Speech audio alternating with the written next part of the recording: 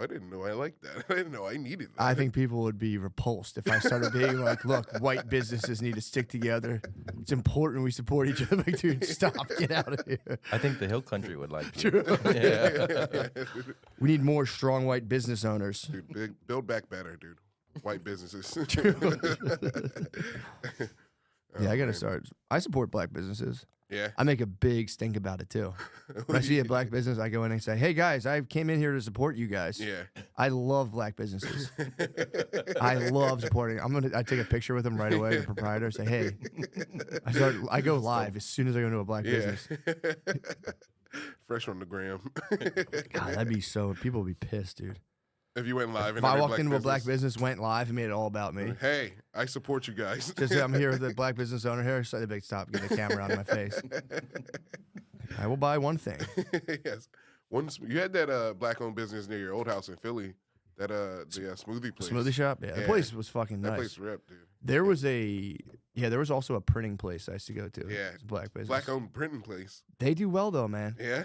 Yeah, I noticed a lot of like weird party giant prints, big like church stuff. They were showing me the wares, and I was like, "Oh, that all makes sense." Yeah, just life-size cutout of black pastors, pretty much was all they did. They specialized in. It's like dove cutouts.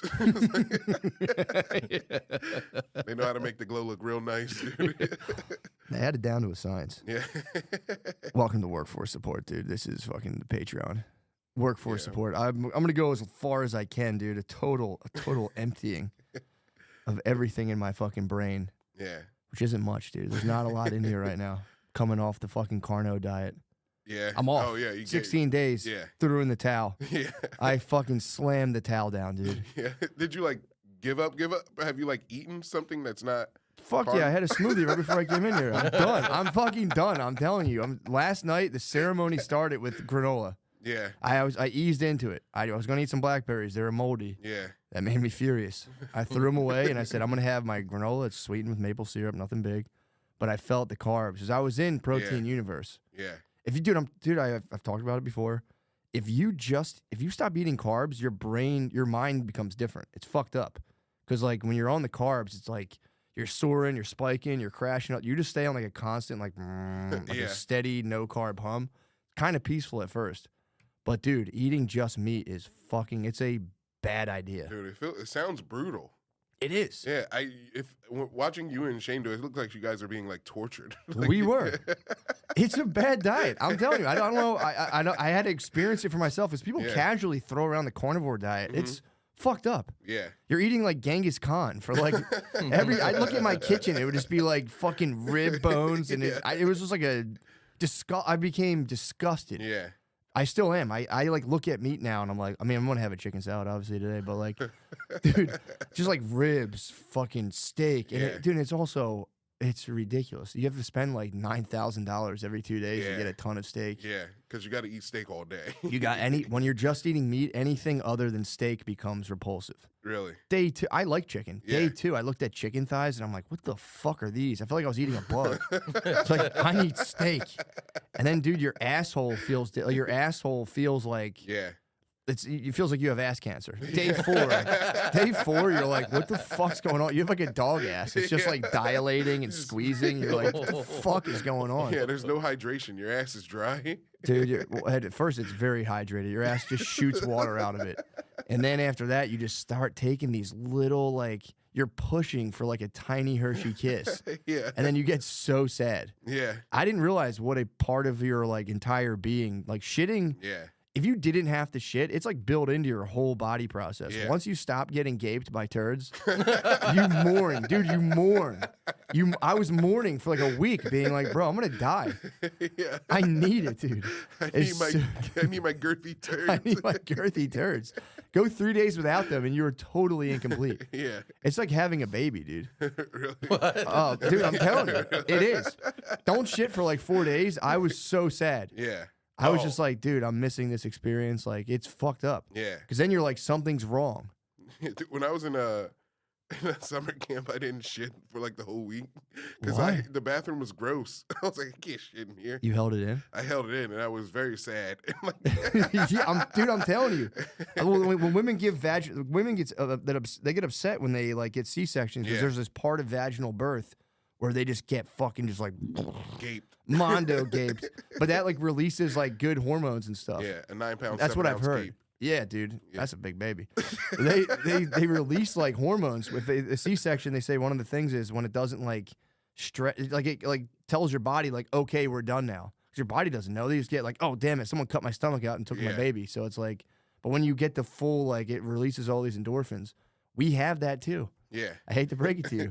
We have that too in our assholes. We need to be just open. Otherwise, we get filled with darkness, dude. It's fucking it's the worst idea. Yeah. Fucking carnivore diet is bad. Do you think if you started like butthole tanning though, you'd be like fine? Perineum sunning? Yeah. I don't know. I'd have to try it. I'm sure it feels good to just lay on getting any sun feels good. Yeah. So if you sunned your butthole, I'm sure your butthole's gonna be like, okay, thanks. It's like bonging a beer, you get all the vitamin D. True. Like And your butthole's probably like, why am I always in the dark? Too? Our buttholes were not meant to be in the dark for your whole life, dude. Your whole life. It's probably nice. Did you ever put your dick in the sun? Yeah. Yeah, that feels awesome. No, I've never put my dick in the sun. Never put your dick in the sun? No. Please. Like, wait, naked this spring, outside? as soon as this bullshit cold wears off, no, in your car, just fucking pop your dick out. It's hard. I used to have I thought it was ringworm on my dick. It turned out just to be eczema. So I was trying to hit some. That's my top shit of being like, I'll just burn this shit with sunlight. Yeah. So I just drive around kind of with my dick out, and I let the sun hit it. Like if I got a good angle, I just let the sun bake it at a red light. Did it work? I don't know. It felt good. No, it didn't work because it was eczema, and I was treating it like ringworm. So I dried my whole penis out with fucking Lotrimin, not knowing that it was eczema. I get eczema on my penis, Lemaire. Dude, that's crazy. I know. How? It's dietary. It's dietary, which is why I got sucked into the carnivore diet. I was looking for answers. Did it help you? What? The diet? Did it help? Dude, I will say, well, I don't, it's very rare. I have to be eating very poorly to get my dong eczema. That's like, I got to be eating like an asshole. And that's more of like gluten stuff, which I'm ashamed to admit I do have a fucking gluten allergy. But yeah, that's if I'm like eating out all the time and I'm just like eating like just at restaurants and I get cross contamination. Dude, we all fall short. We do. Bro. My dick for real just like goes offline. It's fucking just goes gnarly. Offline? What do you mean? It gets fucking dry. Yeah. My dick dies and resurrects. It gets like dry. Yeah. And it looks like ringworm too. It's like a circular rash. That's why I was blasting it with Lotrimin. And doctors were cheering me on. They're like, yo, get it. Yeah. And then my dick just completely turned into like a red. Like I used to masturbate using hand soap. That was the only thing. Man. That'll dry you out too. Yeah. Don't do that. No. Dude. Blueberry hand soap, dude.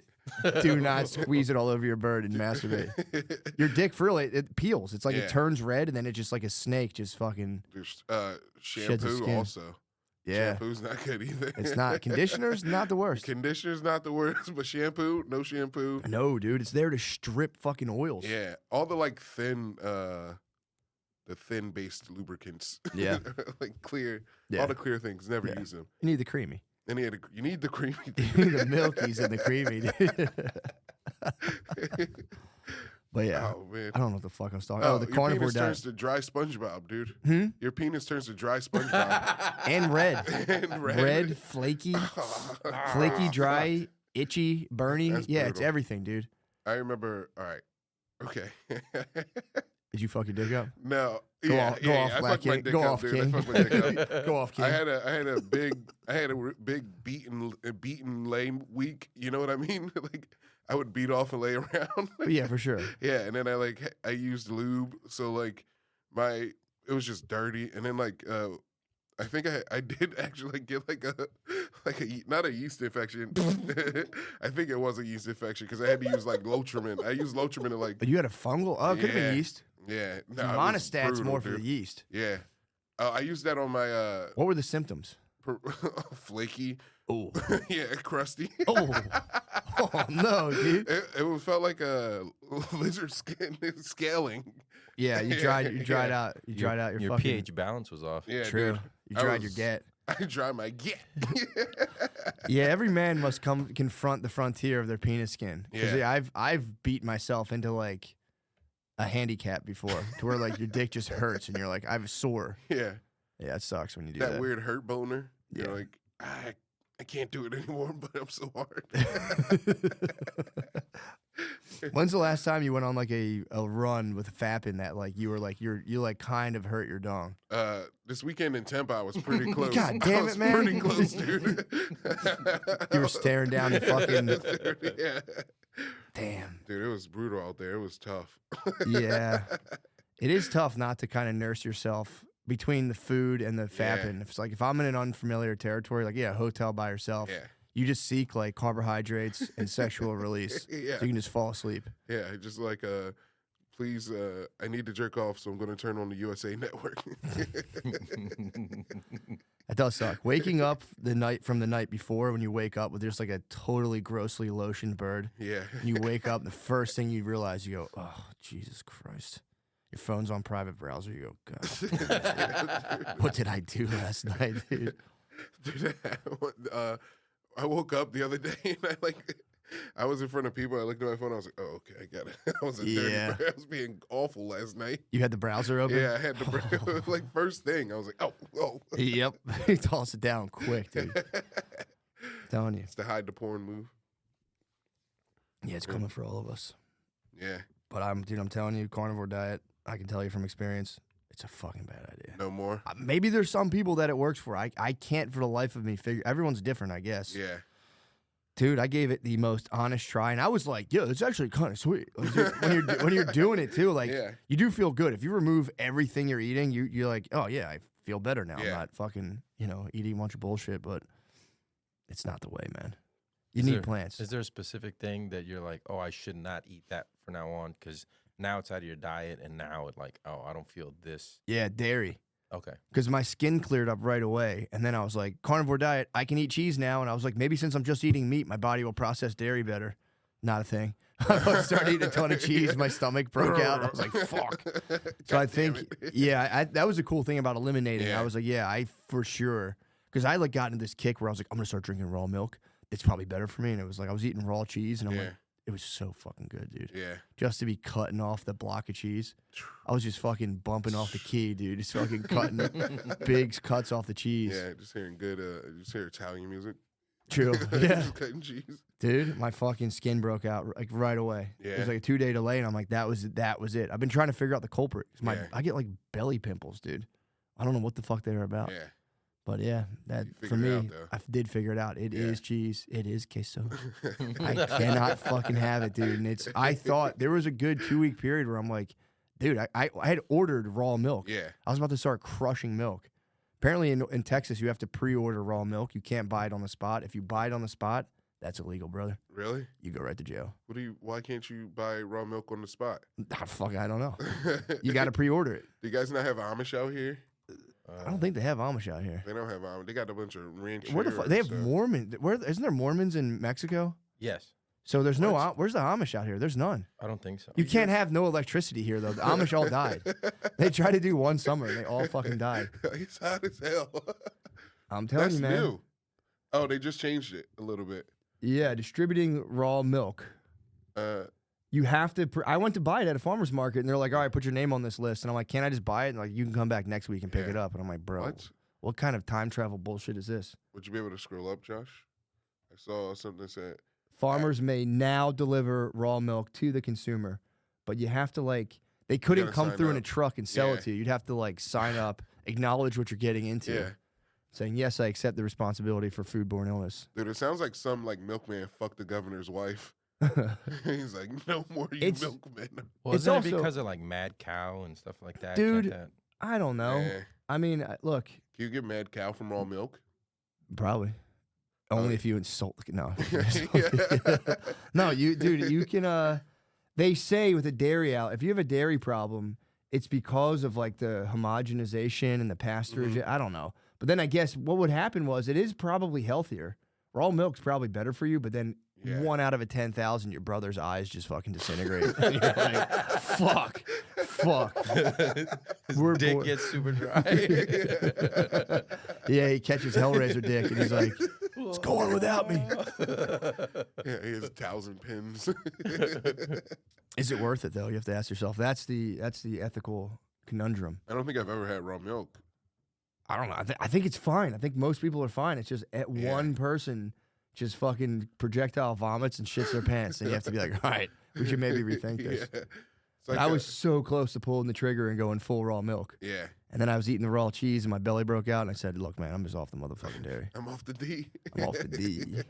But no, the carnivore diet was good in that I needed the reset. Yeah. I was pigging out. Dude, since I'd been down here, every night I'd lay there, stomach fully fucking expanded with too much food, and I would just go, I won't do this again. And I wake up the next day, and I get right after it. So I had 2 weeks off of coffee. I only ate meat for 2 weeks. I don't know what that did for me. Yeah. But now it gave me, now I appreciate stuff. I had a smoothie. I was like, dude, this is so fucking good. Yeah. So I'm back. I came back to my smoothie coffee place. They were like, oh, where have you been? We've missed you. I'm like, I fucking missed you guys too, man. I was doing some weird fucking shit. Now I'm back. I was on some bullshit diet where I could only eat meat. I got sucked. I got tricked by the internet, brothers. I'm sorry. I had Hershey turds. I did. And the guy, I go to this like Mexican place. They sell, I think they have the best coffee, dude. Yeah. Veracruz. Shout out fucking Veracruz. I go there in the morning. It's so fucking good. And since it's a restaurant, it's not a coffee shop. Mm-hmm. I go to there's a coffee shop right next to it. Nothing but attitude. Everyone's too cool for fucking school. Yeah. Same thing. It's a hospitality function. Yeah. But if you just sell coffee, you're like an unknown rock star everyone has to fucking suck up to. But then you go to a restaurant, and dude, this guy, as soon as I walk in, he's like, oh, sit down, have some water. I'm like, dude, I'm just getting coffee. But he gives you the full like hospitality experience, not just kind of like, that'll be up in a minute. I love it, dude. Why do coffee shops act like that? I don't know. Yeah. I don't know, because for some reason, if they were to sell, like, they do sell sandwiches too. Yeah. The whole attitude changes. Because I think they get to play their own playlist, so they're like, nobody's ever heard of the Dead Milkman. It's like, I've heard of the song. I'm double your age, you fucking idiot. I've heard of everything you've heard of times 10. I'm telling you, dude, the coffee shop is bullshit. The attitude is crazy. I don't like the attitude. I would love to start advertising myself as like an attitude correction for coffee shops. Yeah. Just go in and be like, what's going on, man? What the fuck? What's your fucking problem? What's happening at home? Yeah, exactly. Yeah. It's like, tips, you don't deserve these. I would take their tips. I'm fucking putting these in escrow, dude. I'm donating these to needy children. You're a fucking brat. Yeah, you got to earn these tips, brother. Yeah, man. And also, open up at fucking 6:30, dude. Get out of bed, you pussy. Get out of bed. Get in there. I'll put them on the carnivore diet, dude. That'll be fucking... There's a fucking dude dressed like Where's Waldo. It's hunched over a counter. Like, it's just short ribs for you, dude, for 2 fucking weeks. Punishment. Korean barbecue only. Only Korean barbecue. No, they would love that. If you want a good coffee shop, they're nice. What They have to also sell hookah. Ooh. Because when they sell hookah, for some reason, they're a cool coffee shop. Well, because they're foreigners, dude. That's why. Yeah, that's probably. That's all. They're not fucking brat Americans. They're being like, this rules. This rules like to sell people coffee. They're not just like, no. That is a specific coffee shop. Yeah, dude, come on now. There's rules. And if you're an American who's selling hookah and coffee, you're obviously a beast. Yeah. Yeah, if you're an American who has a coffee shop, I'm like, I'm going to throw some hookah in here too. Yeah. But do you get hookah and coffee together, or is the hookah same time, brother? Night? Same time. Yeah. Sip, hookah. Oh, it's I like don't fucking smoking in coffee. You do the camelback in the coffee and hookah, and you just fucking... That would get you ready, dude. Oh, ready to take a shit. And they always got one bathroom, and it's always like right there in the middle to where you just close the door, everybody can hear you. True. So you can't take a shit I haven't seen one of these places. Where are they? San Marcos, there's a few. Fuck, that fucking rules, Dude, I'd dude. unleash in a hookah smoke bar, hookah coffee bar. I'd unleash. You're supposed to unleash in that place. True. It should be a hookah coffee bathroom bar. Like True. that's what it should be. Dude, hookah got caught on quick in the thought community. Thoughts love hookah, dude. It's true. Tell me it's not you're true. right, dude. Thoughts love hookah. They love this. For those of you listening, Lemaire's waving his arm around exactly like I thought. Yeah, dude. I just that was something I saw. I would just see like the fattest asses dressed in the most ridiculous dresses going in. And that hookah lounges are bodysuit magnets, dude. Yeah. Well, but dude, imagine the evacuation though. Yeah. You're out with your girls, dude. You're on live, you're doing, and then all of a sudden you're like, oh my God. I'm unleashing a vicious girl dump in the hookah. Those places must be fucked, dude. In the bodysuit. Oh my God. Oh, dude. they undress women like Iron Man in their bathroom. Yeah, there got to be shitting so hard in there. It's brutal girl dumps. Dude, the most brutal. I went to a club once with this lady, and it revealed that all girls are evil to me. What happened? Because they were just out loud plotting about the dudes they like tricked and scammed. Really? Yeah. Who? I'm not gonna ask who they were, but like, what was your affiliation with these? It was one of the ladies. She's I don't know. Don't you have to give away her identity, but like paint the picture. But it was crazy. It was crazy. It was just like an African lady. We were hanging outside of Helium, and she was like, "You want to do some coke?" And I was like, "No, but we could keep hanging out though." And I was like, "She was like, all right." And then we went to the it's the place Biblos. Okay, yeah. It was Biblos. I went into Biblos. Yep. Hookah, smoke, bathroom bar, and I didn't like. There was just girls exposing. I was like, "What?" Oh, they're exposing. They were exposing. Were they all African queens, or was it like? Nah, they all weren't African queens, but So this was a treacherous African lady. Yeah, she had the coke. Yeah, damn. She wasn't treacherous. I don't. Well, she was cool. She is treacherous, but she's cool. Yeah, she's cool. Yeah, she's cool. She was just on the blow. Yeah, I get scared when Africans do drugs. I hold them in such high esteem. I'm like, no, dude, you're supposed to be positive. Yeah. Nah, dude. Every African dude I ever worked with was like straight as an arrow. Yeah. Just like, I work, I don't have time for the bullshit. I love God. Yeah. Drugs are bad. He would just never. That scares me, dude. I knew an African lady that admitted to me that she had smoked meth before. What? And I was like, what? Yeah. You're not supposed to do that? The hell are you talking about? Her boyfriend tricked her into it, that son of a bitch. How do you trick somebody into smoking meth? He was just doing it, and he was like, girls will do any drugs that you do. Yeah. So we have a responsibility to girls to not give them bad drugs, because they will for real do every drug a dude does. Yeah. But girls with you, you can be like, yo, this is heroin. They'll be like, we'll try it. They have to. I swear to God. Dude, I think you're right. I'm 10 for 10 on this. I've never done anything that a girl wasn't like, yeah, I'll try it. They're drug monsters. Yeah. Girls they're total drug monsters. I think that's what Cosby said. True. Just a little Rohypnol. I think my old neighbor was a crackhead. Nice. And I think you're right, because the guy kept doing the drugs, but the lady stopped. She like got her life together eventually. Yep. So yeah, I think you're right, dude. She got out. Yeah, she got out. So what happened at Biblos? Biblos. I just heard a lot of junk. I thought I was gonna have sex with this lady. It didn't happen. She was like, I have a weird Russian boyfriend, the African lady, and I was like, oh fuck. That's an unholy alliance, if I ever heard one too. Africa and Russia? Yes. Dude. You know geopolitically, they're boys. What? Africa and Russia, they work together. I could kind of see that. Against the Middle East, maybe, but I don't know. They have this. There's this currency. They're trying to. There's a new global currency. Talking about BRICS. BRICS, bro. Yeah. You're Brazil, Russia, India, China, Saudi Arabia. I think South Africa, dude. Fucking South Africa. What the hell, guys? White traders. Iran and the UAE just joined them. Dude, we're gonna fucking tank that currency. By the way, dude, it's going to get absolutely. They're gonna do what they did to Bitcoin. Yeah. They're going to fucking destroy that currency. They're gonna actually. It's gonna fuck them up. They're going to launch that shit, and it's going to be undermined. Because, dude, America has so much money. We can just covertly trade in bricks and just fucking tank it so hard. That's true. Oh, trust me, brother. It's coming. There's so much money in circulation. We'll just print more money. Yeah. We'll just make up bricks. We'll just print bricks and be like, yo, dude. Your phoners at China. We'll China. Yeah, we'll China. Dude, well, it's like Swift. They want to kick us out of it.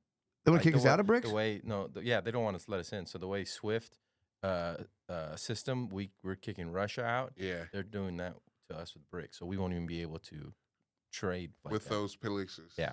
Yeah. Wow. But that's the thing, dude. China, this is why I think this is bullshit. China, I think import like 25% of China's domestic products. Yeah. So what the fuck? They can't cut us out. Because we can go to other countries and make, you guys want some billions of dollars to make fucking bullshit? How about you guys do it? And also, we could bring it back here. True. We've done it ourselves before. So, like. True, but dude, we don't have it in us, bro. You don't think we got that gumption anymore? To do the factories? No, because the products would be too expensive. They're in Mexico. That's why Mexico is now our biggest trading partner. And China's been selling our debt like crazy. So who are they selling our debt to? Probably Mexico. Fuck. That's the other thing. If they come up with a new currency like because we owe China trillions of dollars, allegedly. I still don't believe that. Allegedly. Yeah. I still don't believe that's like a real thing. Yeah. But yeah, they're gonna probably if they cut us out, we can just be like, all right, fuck you then, China, we're not paying you. Yeah. Okay, you guys were assholes. We wanted to pay you $75 trillion. We somehow owe you. I still don't believe that at all. Why would China sell off its U.S.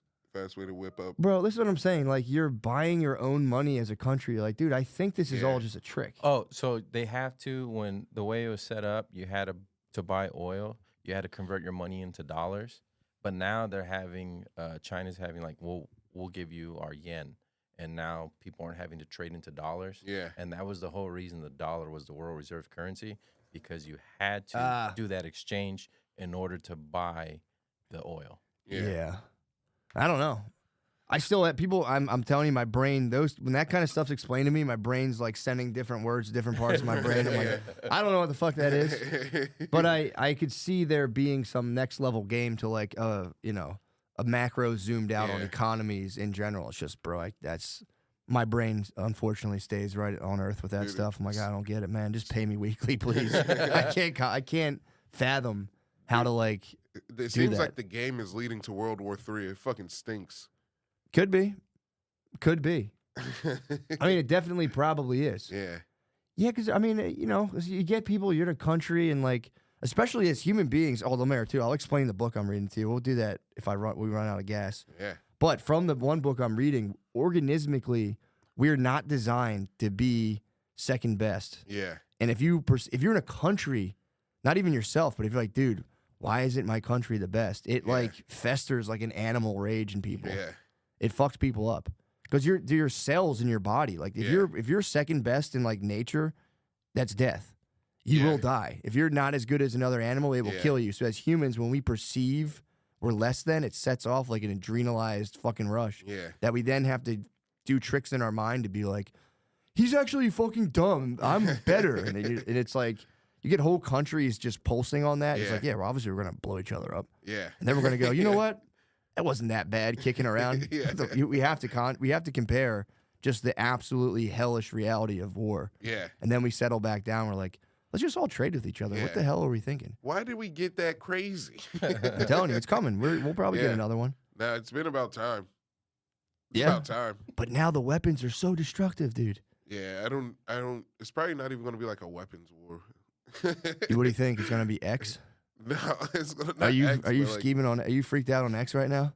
Oh, the Twitter? X, the new no. Oh. There's the new disease X. What's X? Oh, Dude, yeah. did you hear about that shit? Yeah. They're now running. You know how they did the event? I don't know what it was called. With COVID, they did this thing called Event 23. Yeah. Where people sat around a table and were like, if there was a highly contagious coronavirus, I think it was a corona. I forget what it was, but they were like, if we had a highly contagious virus, what would we do? And they like game plan this whole thing. So a lot of people say that was like them rolling out COVID. Yeah. I don't know. Maybe it was. Maybe it wasn't. They did it in November 2019.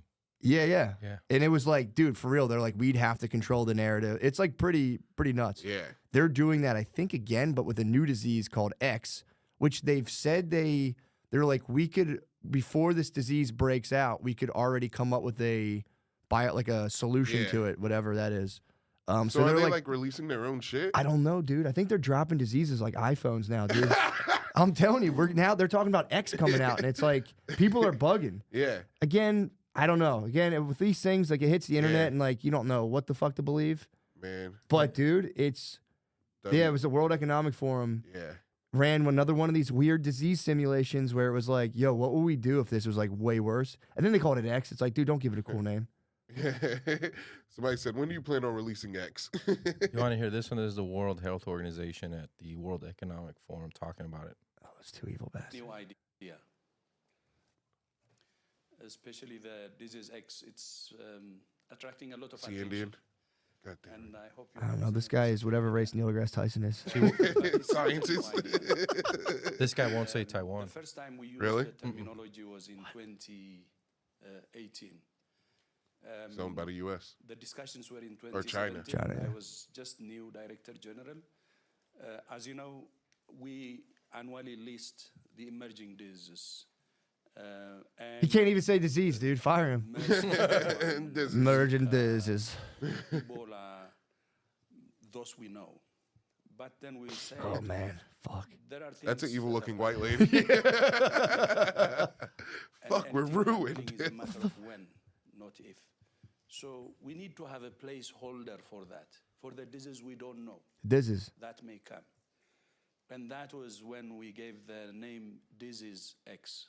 Oh, they don't even know the disease. They're just like, it's gonna happen. Oh, so they're saying they're gonna so they're saying X isn't a specific strain yet. It's the next thing that comes. Yeah.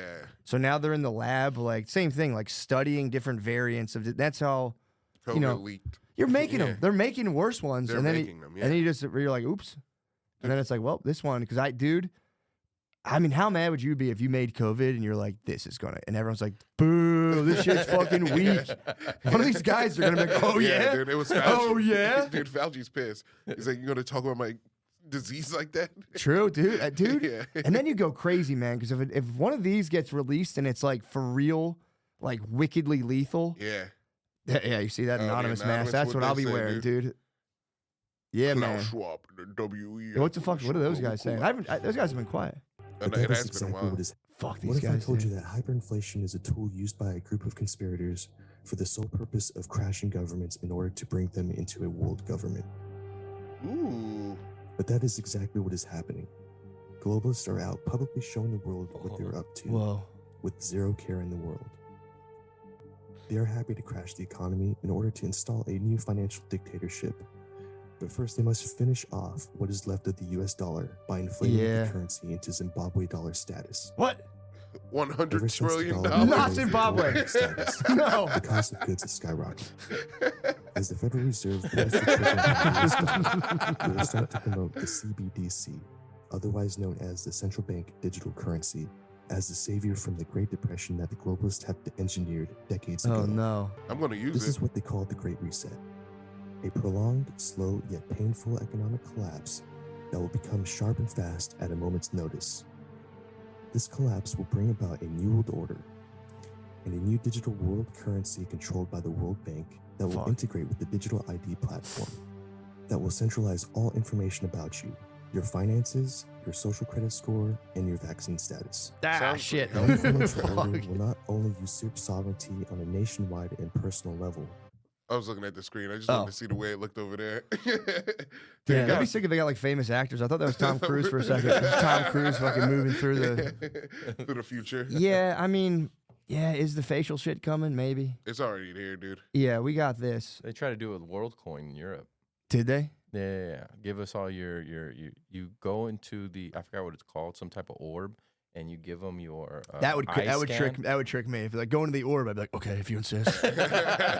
Oh, that sounds cool. And it was a digital ID. But That's what clear is, isn't it? Like Yeah. the eye scan. More or less, yeah. That's real ID, clear, any of those things. Yeah, shit. I got the. Everyone's got to get the real ID to fly. Yeah, I gotta, yeah. Well, the next real year. ID is just you have like a chip or some shit in your Yeah, ID. just so but- they can prove that you're a people. True. Man, goddamn. Bitcoin's going. I mean, dude. Again, I don't know, man. I don't know what the fuck I don't know what's gonna happen with this stuff. But yeah, dude. I truly don't know. We're in a spoopy, scary world. Yeah, but I don't. Yeah, we are for sure. But if I don't know, COVID was close to total civil unrest. Yeah. If they unleash another one of these, people are gonna fucking snap, dude. Yeah. Like, dude, if I was thinking about it last night with like those, I'm like another disease. If another one of these fucking comes out and everyone's like doing the same shit again, Yeah. I might snap. Yeah. I'm not gonna say anything else, but I Yeah. might fucking snap. You and go- might. I might go rogue. Yeah. I'm not good. You're gonna break. I'm gonna fucking break and go completely rogue. At that point, I'm like, all right, dude, fuck you guys. Yeah. Well, before X, they had another one, Klaus Schwab, which was the guy you saw putting on the robe. Yeah, they gotta For the stop that, dude. world. With robes, man. Yeah. Stop putting that shit on, Yeah. man. Or do it at home. Do it at home. You have your little goat head room. Like, just don't do that shit on TV. It freaks me out when those dudes do that. Come on, man. It makes you seem evil. I'm an anointed one. And he says that there's going to be a cyber pandemic. What was that? That means like the internet completely goes out. Fucking good. Yeah. I mean, that would suck for a lot of stuff. I'd have to shout my podcast from the rooftop. I have a small penis. I'm gay.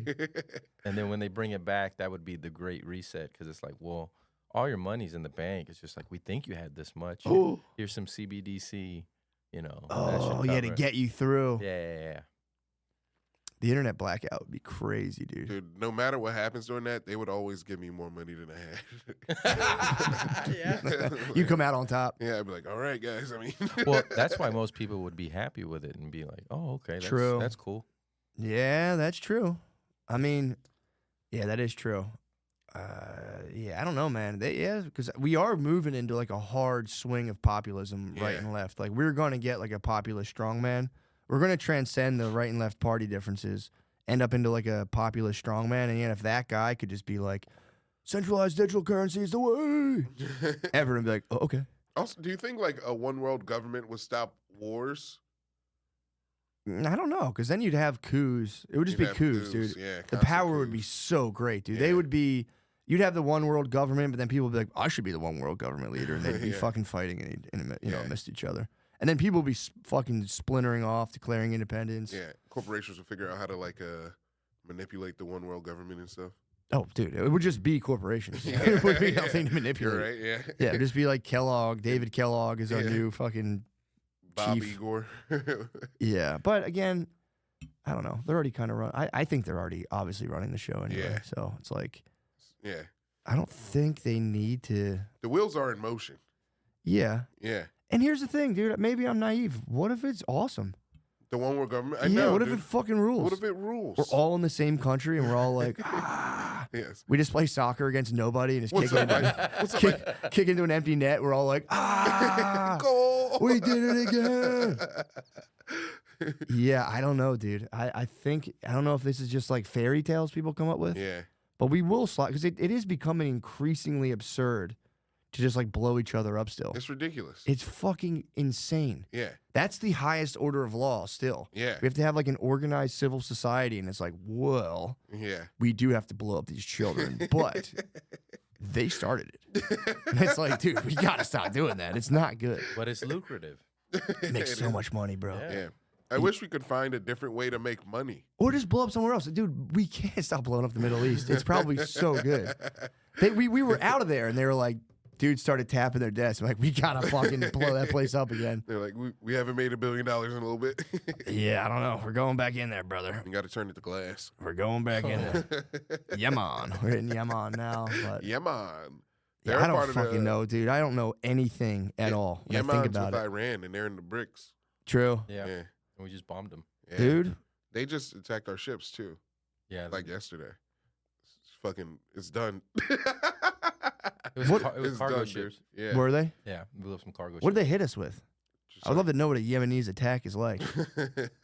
I think they just like blew them up, shot them. Damn, hit them with some Stinger missiles and shit. Yeah. Yeah. Dickheads, Stingers. Yeah. Why, dude? Yeah. Would they just please stop? Yeah. Please stop. Just let us control everything, dude. Please stop shooting missiles at us. Once we get the one world government, you guys will be chilling. Dude, don't make us prove it again.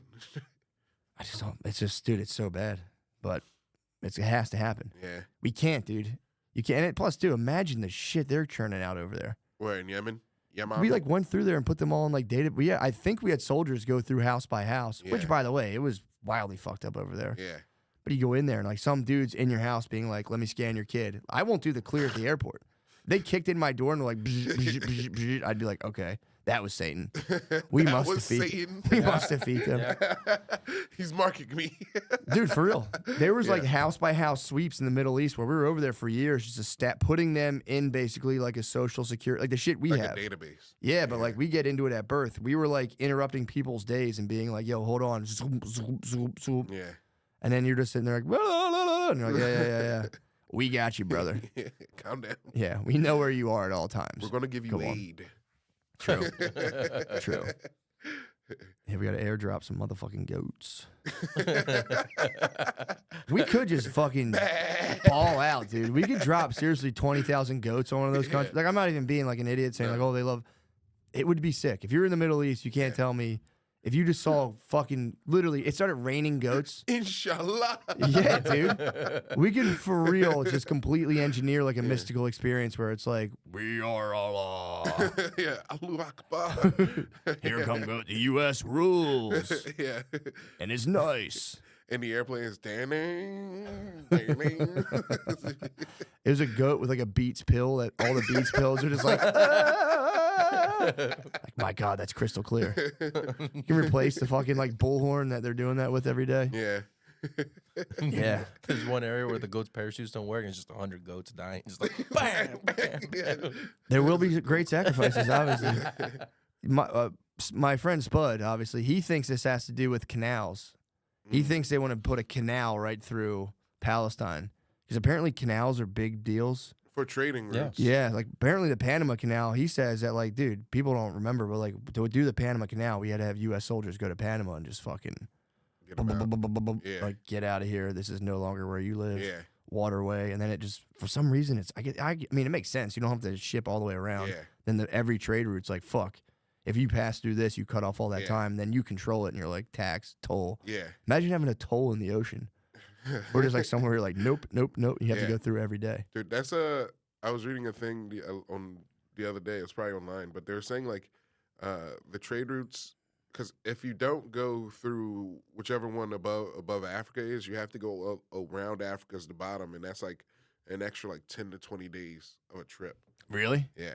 And those are dangerous waters down Those there. are dangerous, choppy waters, dude. Pirate infested Yeah, too. dude. You don't want to fuck with the Somalis. They got Tom Hanks. They got him while he was shooting a movie about fucking being a. Yeah, dude. What's this shit? Wait, why did the... No, I was looking at because the U.S. doesn't own the Panama Canal anymore. What? Yeah. Who owns it? Who did the U.S.? That's what I'm trying to. They gave it back to Panama in December 31st, 1999. Awesome. Damn, in '99. Yeah, I don't see if China had bought it. Dude, that means there's hope for this Afghani canal, dude. True. Like, that means we do it. We're like, look, let's build this motherfucker. Here you go. Yeah, I have a feeling I know who would own that though. Once that thing was done. I mean, look, no offense, everyone needs a canal. Every great world power needs a canal. Yeah. But I'm pretty sure that wouldn't go to the Palestinians. Which again, man, you know what the fuck? Yeah. That's a hot button issue, dude. The Israel Palestine. Yeah. I just wish that, yeah. you know. I think I named the wrong people. No, I mean, dude, it's look, it's one of those things, in my opinion, that it becomes just more fashionable to take one side or the other. Yeah. Like, people have no fucking investment. I talk to these people from like New Jersey and like, dude, for real, Yeah. you're fucking dying over. You don't know what the fuck is going on in Palestine. Yeah. Same, I have no idea what's going on in Israel. I don't fucking know. Yeah. Hope they stop punching each other. I don't fucking know, man.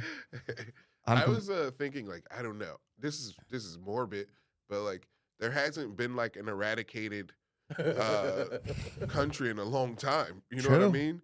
They used to be a part of like it's a part of human history to eradicate a country. It's true. Like, it happened a lot. It was kind of the whole point of life. Yeah. To like be like, all right, who are these guys? They're no more. Yeah. That was our favorite game for a while. Yeah, dude. Even in Nazi Germany, if Hitler was like, I'm expelling the Jews from Germany, the whole world would have been like, yeah, bro, your world, your rules, do your thing. Like, everyone would have been like, whatever. He just pigged. He hit him with that throwback, and everyone's like, bro, we don't do that anymore. That was the name of the game. Throwing it back. He threw it all the way back, and you can't. That was for real, dude. In the just 500 years before that, if you're like, bro, I'm murdering a whole nation, another king would have been like, I've been reading lately, and I've heard it's not the best practice. Everyone's like, shut the fuck up, dude. You bitch ass. Off with his head. Yeah, kill him. He's a fucking pussy. This guy hates God. Kill him now. Yeah. We've come a long way. We've come a long way. And we have way more to come. But they are doing it. The Uyghur Muslims in China, they're killing them. Are they killing those guys? Yeah. Shit. They put them in work camps right now, too.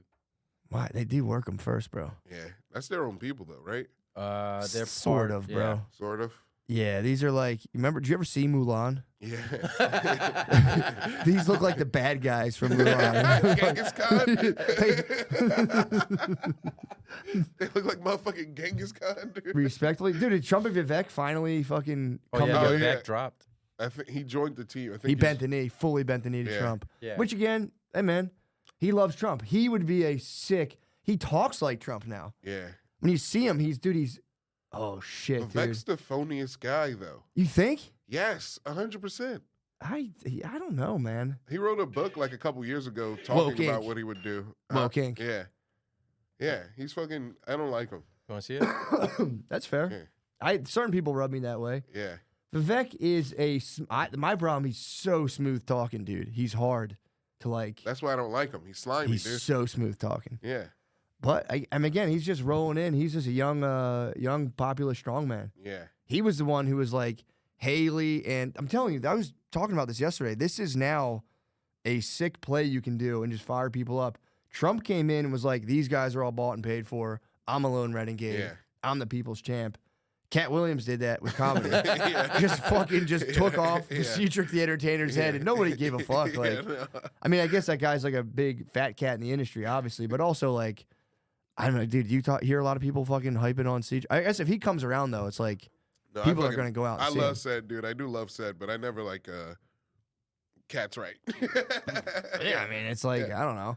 But it's the exact play. Like you identify the big bloated, like corporate, almost like reptile elites, and you're like, I'm the real guy who's against these, and everyone's like, yo, he's right. He is Trump was the real guy. But Trump is literally the bloated corporate elites. Yeah, but he got to come in and be. But I'm telling you, dude, when he got to go on stage with the Republican National Convention and be like, I paid these guys off before. Everyone was like, thank you, dude, for at least acknowledging that this is all bullshit. Yeah. And that, like, everyone fell in love with him. Yeah. Because he finally, like, pierced the veil. Because everyone was like, this is fake. And he was like, yeah, guys, this is fake. Yeah. It's like, I knew it. Yeah.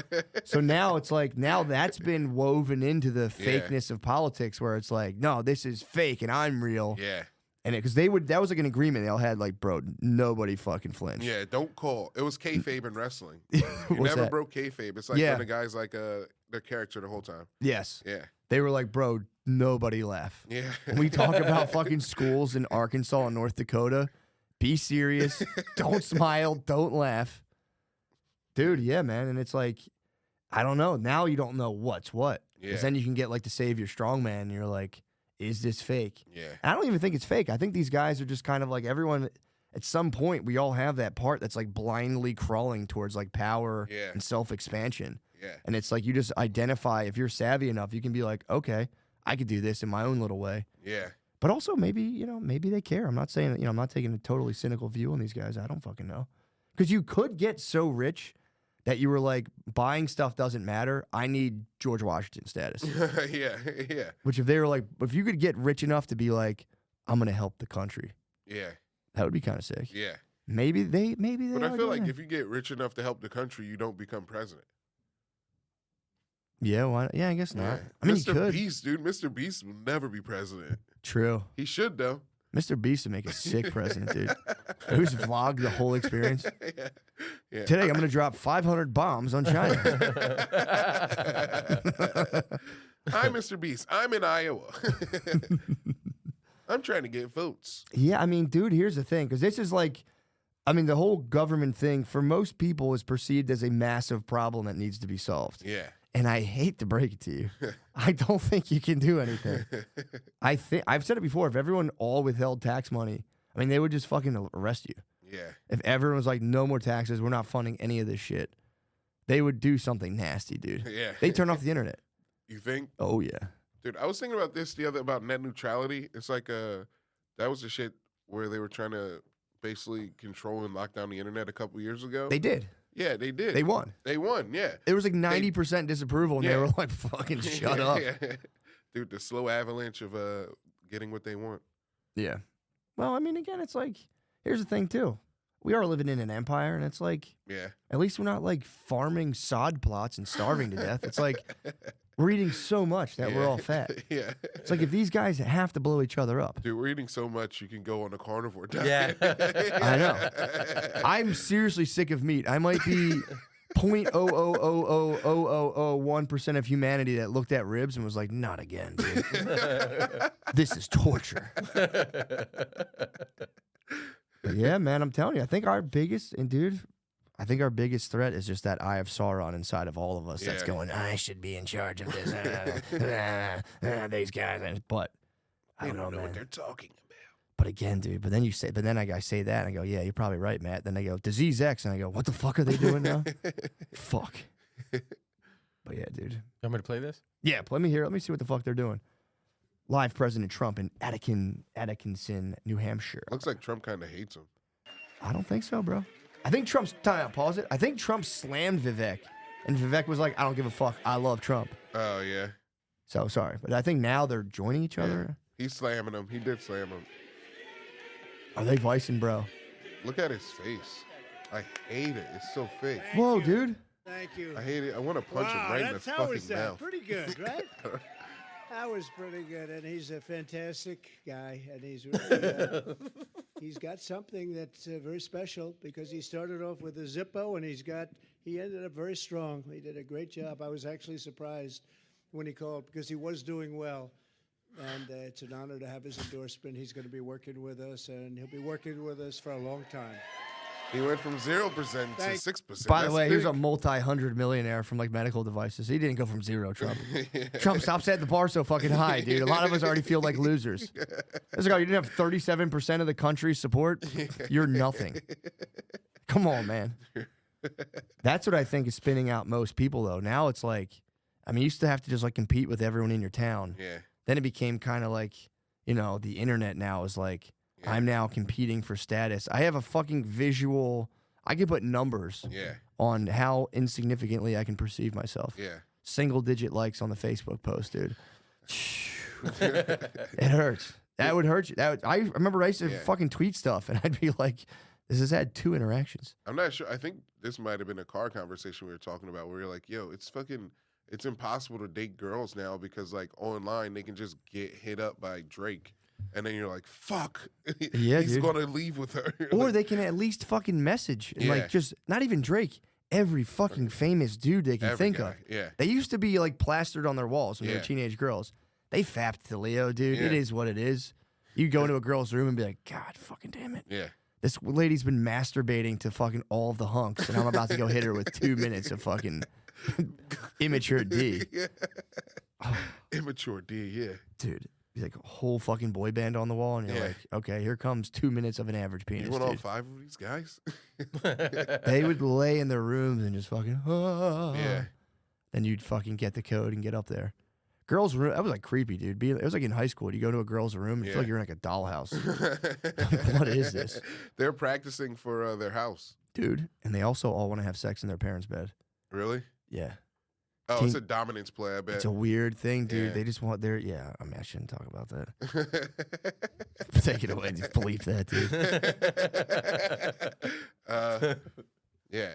I feel like OnlyFans is being bad, too. Like, all the internet sex and stuff, or all the people, like, because there's, like, girls who are like, all right, I'm going to college. I need to supplement my income.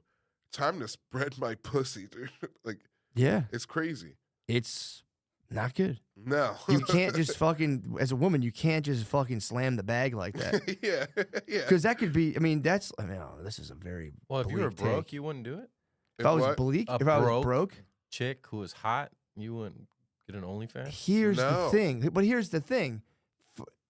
Time out. If you're a broke chick that's hot, you can just get a boyfriend in 2 seconds, dude. You'd get a rich guy, dude. Because then you're going to get the bag as a rich babe, but then your like chances of like total fruition of womanhood, which is like family, life, all that stuff, just fucking shrivels, dude. You gotta then, no disrespect to the god Adam 22. There's a small subset of guys that are gonna like let you live with them, knowing you had an active OnlyFans at any point. So that's a tough sell. Well, you know what I mean? I mean, the 2024 woman is like, I want to make the bag. This is my money. They're gonna fucking do it. And then what though? Then they're going to see a fucking baby when they're 30 and go, dude, I'm telling you. If Mia Khalifa can get married, I mean. But she retired, dude. But she had to marry Wiz Khalifa. And also. Yeah, but who's the hub, dude? I feel like. She's at 3. Dude, I feel like porn is different than OnlyFans. Just a little bit.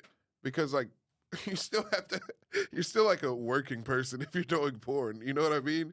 Like, porn is more of a job than OnlyFans, I think. You think so? I don't know which one's worse, dude. OnlyFans is like content creation. You're doing it because it's easy and you can make a lot of money. But porn is like, you got to move to California. You gotta like find the Florida guy. now. Yeah, you gotta move to Florida. True. The people gotta scout you and like you gotta do all the casting couches. There's a lot of work to get True. porn. But would you rather marry a porn star or OnlyFans? OnlyFans, obviously. Exactly. Porn Yeah. stars, yeah. I Then would girls rather, all have to do gay porn.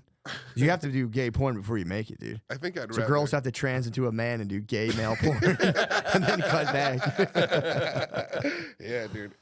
Yeah, that's a fair point. I mean, dude, I mean, once we're all under like one world digital currency, your wife's not gonna have any choice. She's gonna like go out there like an old Russian coal miner, be like, I'm off to support our family, and just get fucking just hit like 4 hours on the fuck machine. Yeah, she's gonna hit the office, the office cul-de-sac, and just lay on the bed. Dude, the office fucking all those. It'll just be like a fucking cubicle of just ladies fucking. Oh yeah, oh yeah, oh. Just a bunch of coins. But Ching. you don't even have to Ching. do that. You can just take pictures of your feet, and For real? people will never know who you are, and they just jack off to your. Did you ever get Nah, in man. it? True, that's true. And again, it's like, yeah, I'm not saying like, maybe now it's different. Like a dude would be like, yeah, I get it, but my thing is, I wouldn't even be like that whacked about it.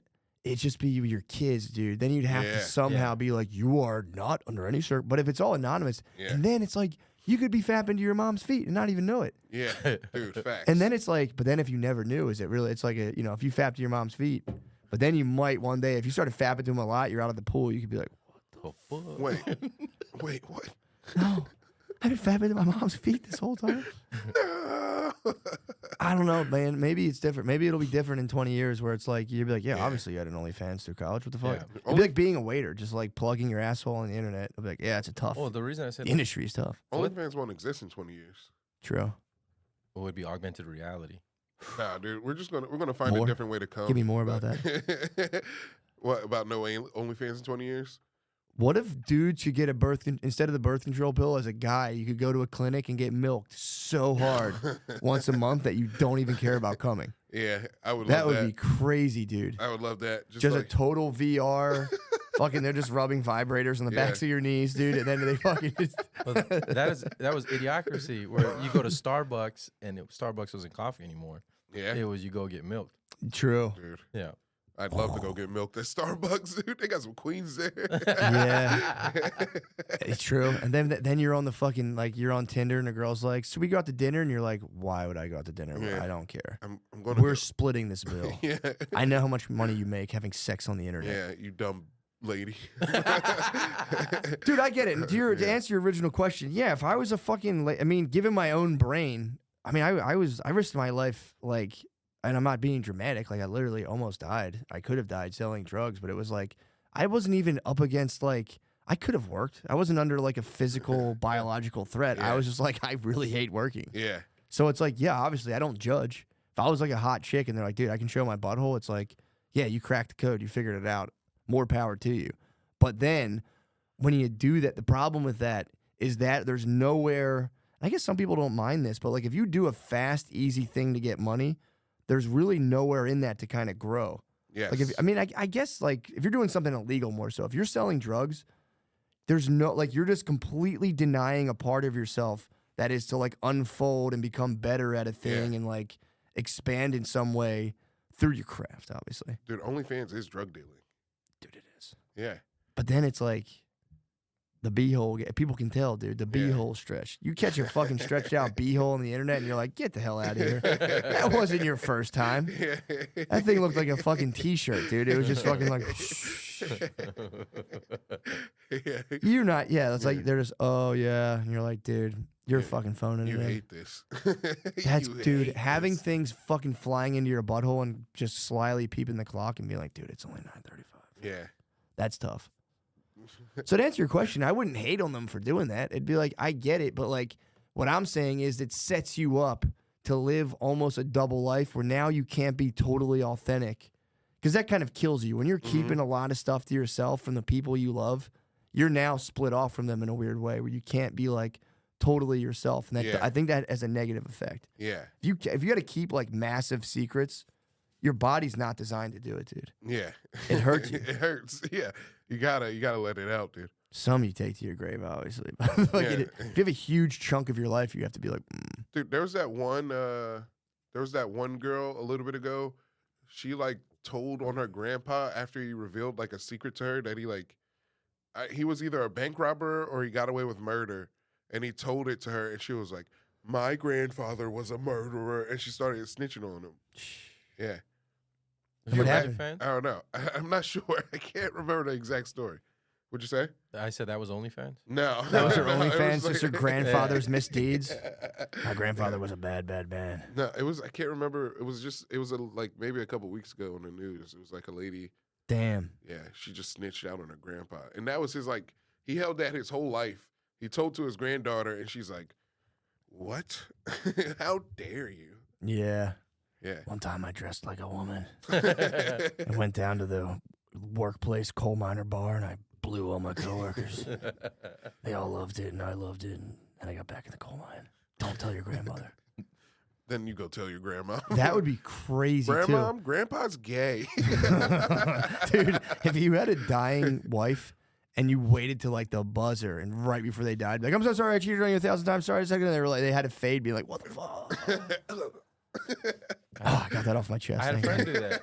Really? Remember I told you? Oh, about- you did, yeah. I had a friend dying. He was the one dying, though. He was the one dying, and he coded and then came back, and whatever he saw Yeah. made him tell everything to his wife. Damn. Yeah. Dude, that's the one thing that I think is very regrettable they don't teach in school, which is like they should have one class from the time you're little that's like, you're going to fucking die, dude. You're going to die. Are you prepared? And we could like probably simulate death now. Where it's like that should be like every quarter you have to fucking like simulate a death. Yeah. It's like as like part of your curriculum of your final. Yeah. Of just be like fading out of consciousness. You're like, "Oh, you're dying, dude." Yeah. Like, I think that would do the greatest good for everybody. Skull and Bones do that. Do they? Yeah, that's one of yeah. their. You have to die and then come back. How do they simulate the death? Apparently, they take some type of DMT drink. Yeah, I could see that. Yeah. Fuck. I was talking about this with someone the other day about fairy tales and how like they were in the past, the fairy tales were just more stories that warned kids about death and like how they need to watch out for like certain types of people. Yeah, I mean, that makes sense. Old ladies, Yeah. steer clear. Steer clear, old lady. Sly foxes. Fucking wolves. Yeah, true. That makes sense to just Yeah. like scare them early. Yeah. Yeah, but even as a kid, I think kids, we have things we're scared of without being, we're like, as like animals, there's certain shit we're afraid Yeah. of. Yeah. So it's good to tell people, yeah, like, yo, if you see an old lady and she like is nice to you, just be like, "Yeah, I'm good. Yeah. I don't know you, lady. Let me out of here." Because she could eat you. Yeah, she could eat you. Put you in her stew. This is fucking flying off the wheels. We got to call me. I should probably submit the thing. Let's take a break. Let's take a little break, and I'll put the thing in for the fucking work. I will come back. Yeah. We'll discuss. Lemaire, I'll give you the book I'm reading. Speaking about death, I set myself up perfectly. Yeah. The book's The Denial of Death. I'll give you the Ooh. basic gist at the beginning. Okay. But I'm going to actually pee and possibly poop right now. Okay. So let's take a little short break. Great job, everybody. Yeah. Oh. God dang it. What the hell was this? We're back. God damn it, dude. Just took a pee. I didn't shit.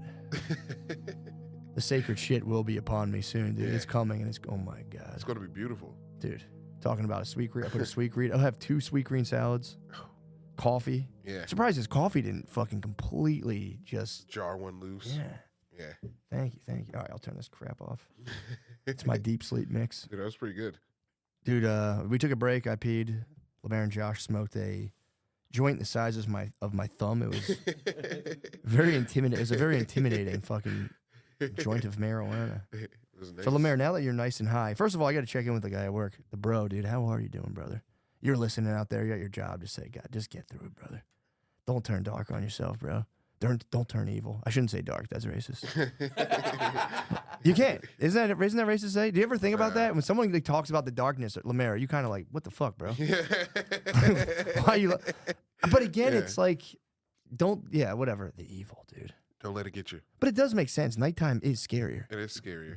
You can't see anything. Yeah, dude. Yeah. But I do think about that every time. I go, yeah, that is kind of, but yeah, also to everyone out there who's black, you're like, dude, you're not that dark. You're not as dark as that. Stop trying to claim darkness. not as You're dark brown, as you dude. think. You're Yeah. earth element. Chill, dude. You're not that dark. Don't take offense to the darkness. Unless you're from the Congo, you're pretty dark. Yeah, true. Pretty dark out there. At that point, you could be like, oh, I'm just talking about other stuff, dude. But yeah, dude, this is workforce support, dude. So if you're out there, you're struggling at work, God damn it, dude, stop struggling at work. Your workplace environment is just a series of problems that you have to solve. Do not be a baby. Do not give up. You have to, I mean, most likely you have to quit your job. That's what I tell everybody. It's like, do something else, man. Fucking find it. You will get money doing something else. If you hate it, you got to leave. Dude, that's the one thing that I for real preach against, for real. Just completely accepting the fact when you go, life just sucks. It's like, brother, no, it doesn't, dude. It doesn't got to suck. There is a lot of negative stuff, yes, but dude, do not give in to the big not the darkness, excuse me. Do not give in. Do not give in to the big fucking angry and sad of, this just sucks and then you die. I have now adopted a pessimistic attitude and I'm going to bother everyone I talk to for the rest of my life and bum them out. It's like, you can't, brother. Yeah. You have to swim upstream. But anyway, dude, this book, Denial. So the book is it's called The Denial of Death. Yeah. Written by Ernest Becker Lemaire. Lemaire, I was thinking about you while I was reading this fucking thing. Ernest Becker? Ernest Becker. Josh, so the forward. A picture of Ernest. I want to see what it looks like. Yeah, Ernest is probably a beast. I've never seen the man either. Ernest Becker, his final area is. Actually, I have seen this man. He before. looks like Ian Finance. Damn, look at him next to his skull. Is that dude. Gardini? Yeah, it's totally Gardini. He was an academic. Yeah. You know, and every academic needs their thing. And he was like way into psychoanalysis. I don't know what he actually even. He was born in Springfield, Massachusetts, to Jewish immigrant parents. And this guy, that's academic written all over it. Yeah, he helped liberate a Nazi camp. Did he really? Cool. Yeah, that's next line. What? Yeah, that's crazy. Oh, he would help during World War II to help. Okay. Damn, Oh, he dude. was in the fucking Oh, that must have been sick. Let's Being go. a Jew, freeing all the Jews in World War II. I mean, if I could do one thing, Dude, you he know. must have cleaned up.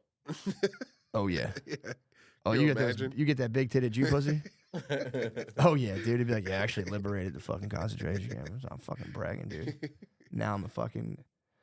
Yeah, so I think his bent was like he was one of the first guys to get into like to link. He was in the movement of linking like science-based psychology into like religious faith and trying to like give people some sort of steady ground to draw from and kind of like go through life. Like a Jordan Peterson thing. Yeah. You take psychology, you start being like, you remember the Bible? And everyone's like, ah. It's a cool move. Yeah. People needed to do it. Yeah, death-centric perspective on human psychology. He claimed, and we'll get into this, Please. that death was the granddaddy of all fears. Yeah. Like, it's something we repress it. I know you just smoked weed, Lemaire. Yeah. More than stage fright? More than stage fright. Yeah. Why are you on stage in the first place, Lemaire? You're trying to transcend the reality of your own death Damn. and live beyond your finite fucking existence through the symbolic realm of human culture. I mean, dude.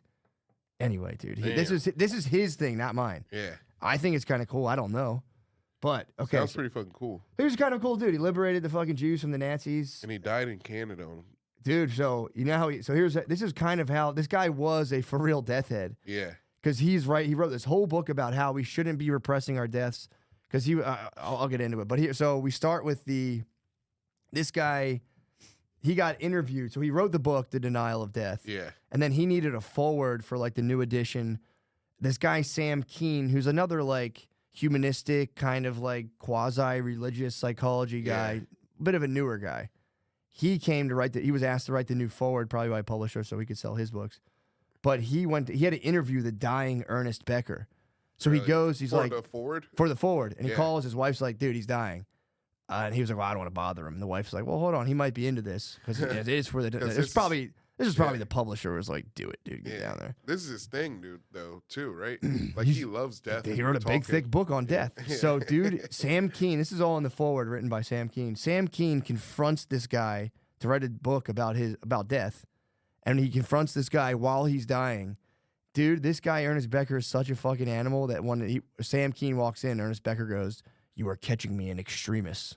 Which in extremis means the moment of my death. Yeah. So, I mean. What? He goes, you are catching me in extremis. Which is, I got to remember to say that when I'm dying. But he really uses like the Latin phrase for dying on him. And then they just talked about death for like an hour. Then he was just like, I'm tired, leave me. And then he's like, all right. And then he like died, I think like a day or two later. Yeah. So that was pretty cool. But Sam Keen in the preface puts together like from what I remember, I could have like glob the first 2 chapters or the first there's like a foreword and then an introduction. I don't fucking know. But according to Sam Keen, he puts the few main points of the book together. Number 1, life is innately terrifying for everyone. The moment you're born, you instinctively understand that you are at a threat. You don't understand the threat logically, but like if you're away from your mom for more, like if you put a baby down for 3 seconds and walk away, it fucking freaks. Yeah. Because almost on like an innate, like instinctual level, the baby's going, I will die. You are going, death, scared, danger, dying. I'm defenseless. I'm a defenseless little shit, and I can die at any point. Yeah. So Ernest Becker's claiming like that innate experience of just, obviously the birth experience of like what the fuck's happening. Yeah. And then you just spit out into the world, and you just, and your mom grabs you, and you're like, oh, okay, cool. Yeah. This is good. Home. But the baby, you don't understand it as a concept, but you experience the fear of death and annihilation. Yeah. And so he was saying as a baby, well, like this fear of death, it hits us, it greets us as soon as we come into the world, and then it kind of haunts us. Like, as a baby, you get put down, you cry in your crib, nobody's coming. So you started using these like adaptive behavioral patterns that start to shape your personality to avoid this underlying. This is like real Freudian stuff. Yeah. It's like to avoid that underlying fear of death. So that's number 1. Number 2 is this innate terror experienced at the onset of life urges humans to engage in, like I said, adaptive behaviors aimed toward mitigating our big fear, which the author claims, like I said, is the instinctive fear of death and annihilation. And again, just to drive this home, you say, how can a baby fear death that doesn't understand it? It's like, dude, baby sea turtles know what a sea hawk. If you have a hawk flying over baby sea turtles, they're like, oh, I know that. Yeah. You can give a picture of a hawk to a sea turtle, and it'll fucking freak out because genetically, they're born knowing what a thing is before they come into the world. Yeah. Their nervous systems are literally designed to go, oh, Enemy. fuck, and run away. So as humans, that's what they're saying, like, being alone, we codify that as, like, death, bad, harm. Yeah. So we start to kind of, like, we smile, we coo. We start to behave in certain ways that start to kind of, like, as we think as a young organism, that kind of make our chances of survival better and better. Yeah. So, that's how, hopefully that makes sense. That's how we know as a kid, and that's how, I don't know, dude. It's just so hard to explain. It's making sense. Does that make sense? You start fearing death on an animal level when you're born. And you start to kind of adapt these little behavioral patterns to survive. And to receive maximal comfort. Yeah. So then as you go on, you start to become, I'm a big boy, I'm a this. You start to become a distinctive personality that then has more pressures, not just the natural fear of being abandoned. Then you have like, what is it? Your family starts to exert pressures on you to shape and conform. Society, peers, once you're in school, all those forces bear down on you, like that initial fear of death, and you have to keep shaping and molding yourself. But you do have this innate character that wants to kind of like be a certain way. Yeah. So there's like this big struggle there. So then eventually, as a child, after you go through all those pressures being exerted on you from within and without, you shape a personality. Or the author calls it character armor. Again, this is just the forward. Character armor. So you come as like dumb, blind animal into the world, fearing annihilation, and then like through interacting with your environment, you kind of crystallize this like self-identity that you then have to compare with the other people in the world. And then at a certain age, say like whenever it is, 8, 9, 10, maybe 6, you start to then understand the concept of death. Yeah. So you face the primal fear of it. But then as a child, now you have a character. Now you have like a innate personal vehicle that's like, this is Matt, this is Lemaire, this is Josh. Yeah. I know myself. I know my thoughts. Yeah. At some point, you're like, okay, I think I got this. And then an adult talks to you about death, and you're like, what are you talking about? And they're like, oh, you're going to die, dude. Like, then you have to go, what? So then you understand death as a concept. Yeah. So then death as a concept hangs over your head for the rest of your life. Yeah. And this person you've created inside of yourself has to try to figure out how it can escape death. Because it's like, as an organism, it's like, no, this cannot be the case. Yeah. Does that make sense? Yeah.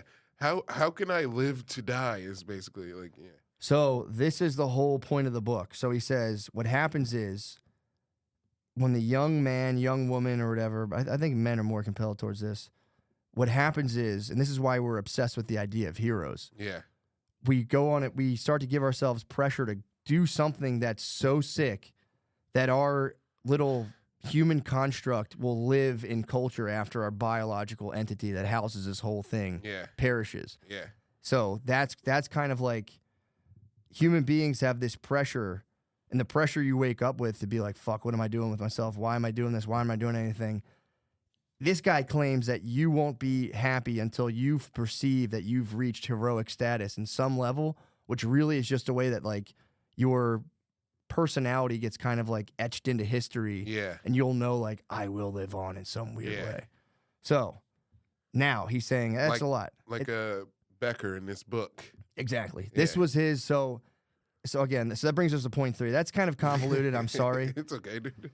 But dude, then Becker says society, if it's functioning well, is a hero system. So he says everyone gives himself, you get a personality, and then you have to take your personality, you have to push it into the hero system available in society that then allows you to go about that journey and reach heroic status in whatever way. Hero system? Society. Oh, okay. It's job. You can become the president. You can become the president of a university.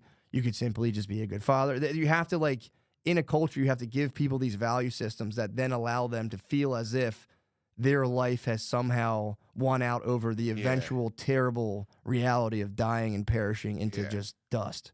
Okay. It's a tough thing for the human mind. Yeah. Like if you could explain death to a dog, it would just be like, oh, fuck. It's a bad thought. It freaks people.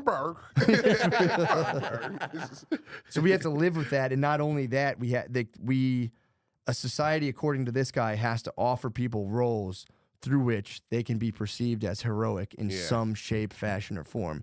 And then if it doesn't, like now, shit gets really bad because people just start to fucking get all shitty inside themselves. And it's like if you frustrate that drive towards the heroic, he says all hell breaks loose.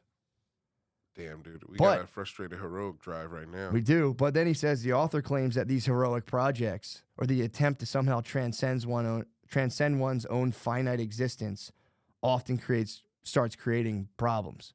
Because then people start fucking moving through the symbolic scape of like, I'm the best, I'm the best, I'm the best. The bombs come out. Yeah. You know, so. But here's the question. Take care of these guys. Here's the question. And again, I'm sorry if you're there at work being like, this fucking sucks. I'm sorry, dude. I'm going to try this. It won't be much longer. But then the forward of the book ends with a question. He goes, what if rather repressing our fear of death, we faced it head on? What if we, as Socrates urged, remained aware of our unavoidable fate as much as possible? What if we could strip ourselves of our character armor and allow ourselves to awe at our fragile, mysterious existence? What then would life look like? I think they're saying, like, rather than trying to, like, transcend it, if we were just like, okay, yeah, we're gonna die, just accept it, and then like, what would your life look like if you just accepted your death, and like if you come up with like things to do with yourself that weren't like bombing fucking countries and putting in canals and mowing down people? If I'm being honest, I think I've accepted death already. I think you have, dude. In a good way. Yeah. Like, I can't chill. I'm stricken with this so hard, dude. If I'm not doing anything, I'm torturing myself. Nah, dude, I'll go home. I'll play some video games. I'm like, all right, I'm pretty good. This is a nice day. God damn it, I lack that, dude. I lack that. And I say, okay, so then what's the other thing? Oh, so then the guy, you could say, okay, so what the fuck's wrong with heroes? Because the next point, he's like, as society, if you were to call heroes into question, everyone loves heroes so much, they're going to be like, what the fuck is your problem, dude? Heroes rule. Marvel rules. It's as old as time. As humans, we've come up with this system of telling stories where a person gets as close as they can to death and then defeats it. And then we're like, we love to hear that. But here's the thing. And again, this is Ernest Becker. There's good and bad in everything. And while heroes obviously rule, the author is claiming that there's an unspoken dark side to the hero, or perhaps more so a dark side, an evil side, to energies within that propel us into that kind of larger-than-life action that have horrible side effects for everyone around us. Talking about Homelander from The Boys. What's Homelander? He's the bad super guy.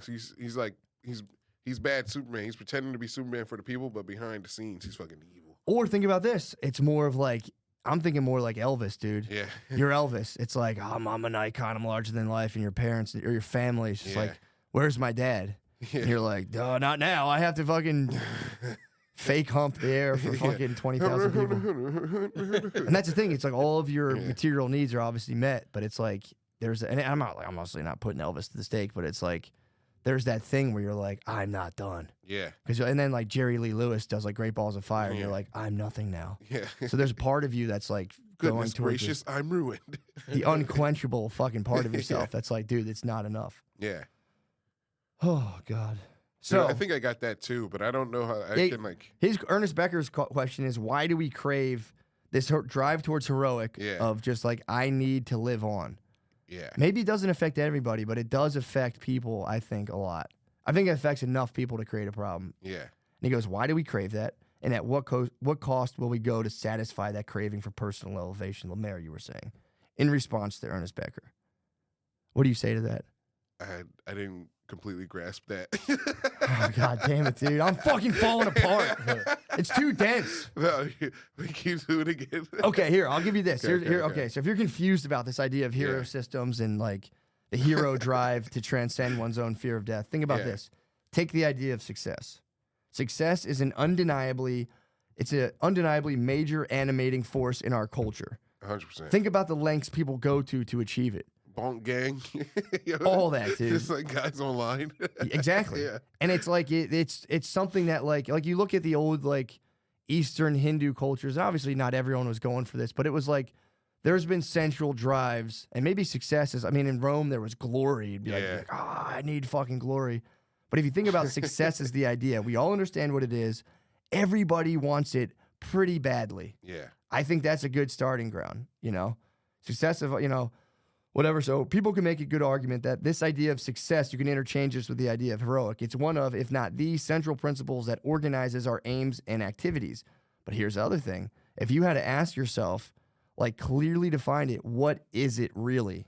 Because you would think something so important in a rationalistic, science-based society like ours would be clearly laid out and defined. But it's not, Lemaire, is it? No, success, no. Nobody. If you were to be like, give me an answer, what do you think success is? You have to sit there and go, yeah. Like, what would you say it is? I don't know. I'd be like, what's the minimum? Whose life do I like? It's like, what would you say it is, Josh? Fulfillment. Mm-hmm. Fulfillment. What's that? Fulfillment. Fulfillment. Yeah, but dude, again, spell it out, dude. Like, to give me like a tent, like no swimming. Like, you can go to like a public pool and it's like no swimming. Here are the rules. That's Sean Gardini. We'll bring him in too. Shane Gillis. Yeah. Bring him in. Okay. Shane. Wait. Well, he might not actually like to be put on blast. You're right. He might be calling you going, Lemaire, you motherfucker. Oh, no. What happened? Nothing. I don't think he's going to pick up. He's going to get you. Hey, what's up, Shade? Yes? Yeah. Me and Matt are doing the workforce support. It's going pretty cool. It's been pretty fun. Are you enjoying yourself, Matt? I'm enjoying myself immensely. I think I'm bombing this section though right now. I'm trying to way. break down a book, dude. It's very dense. Breaking down the... Yeah, it's getting dense. Yeah. I've lost the plot. God damn it. I learned about hero systems. Yeah, Cap City. Yeah. Sorry, dude. Yep. See you later. Yep. It's a fun. Okay, you're good. You're good. All right, okay. We can blank the call. We can keep. I didn't want to put him on blast and be like, "You're on fucking speaker." It's shock jock. Yeah, I know. Yeah, fulfillment, like having, like, you know what I mean by that. Like, for me, success is not necessarily what that person did, but that I fulfilled every single, notch or goal that I had. Here's the $1 million question, bro. What do you have to do to feel the fulfillment? What's the fucking golden snitch that you would grab and be like, I've done it. I am now fulfilled. Or are you chasing the specter of fulfillment? That's the question. It's seasons. So it's like you'll hit a mountain, but now there's another big old mountain range behind it. For real. You're gonna go. For sure. But the biggest fulfillment is watching your children be successful. That's true. Yeah. They better fucking do it. I'm fucking spazzed, dude. I told my son that, and apparently it's too much pressure. I go, you can do whatever you want, but whatever you do, you have to be great. Yeah, true. And then my wife was like, that's too much pressure. It's good, man. To like pick a thing, don't flounder around. Yeah. I like that. I think that would help people, dude. If you erase the bullshit general education and just started like getting kids early and like, what do you like, dude? What do you like, dude? What do you like, dude? And like, all right, you're going to fucking do that now for the rest of your life. Dude, I think people would be chilling so much harder. Catch them before they start watching YouTube. Yeah, dude. Yeah. Before it's too late. Yeah. They all do weird dances and like, so you've defined, this is good though. You've defined a clear kind of goal where it's like, this is my fulfillment. I would argue the majority of people have not done that yet and or struggle in between. Because I feel the same way, but dude, if I don't get my like writing done, I feel like a fucking piece of shit, dude. Yeah. I still feel like a piece of shit. There's still more, dude. There's something else off my radar I need to fucking do. You have to face death. That's why first. If you have like a near-death experience, True. It typically puts you on that path. It's like, oh shit, that almost was done. Where you're in your world. That's the thing I always say. Now what I'm trying to do now, because I spent a lot of time inside my head to where I'm out places and I'm just not experiencing it fully. Now I've been living on the very edge of my face. Where I'm fully present. I'm right here, dude. I've been like in the very back of my head. Now I'm I think about that all the time. If I'm out somewhere, you're riding your nose, dude. I'm at the fucking bleeding tip of my nose at all times. I'm like, what's going on? I'm sorry, I'm making this uncomfortable for everybody. That's just what I do. I don't know how to be anywhere, dude. If you think about it, that's a real thing, though. Being on the bleeding edge of your face anywhere, you're like, whoa, okay, yeah. I'm here. Dude, why am I thinking about like my cousin right now? It's not helping me. I need to be on the bleeding edge of my face at work and just be like, what is the fucking objective here? If you hit your boss with that, you're like, bro, I'm fully fucking here. Bro, this is a life or fucking death, brother. Drug test. God damn it, are you off the carnivore diet? Get back on there. What's the fucking objective, dude? Dude, if you hit your fucking boss and you're like, bro, we're here right now. We exist, dude. What are we doing? Why are we selling these things? We're alive. I love this.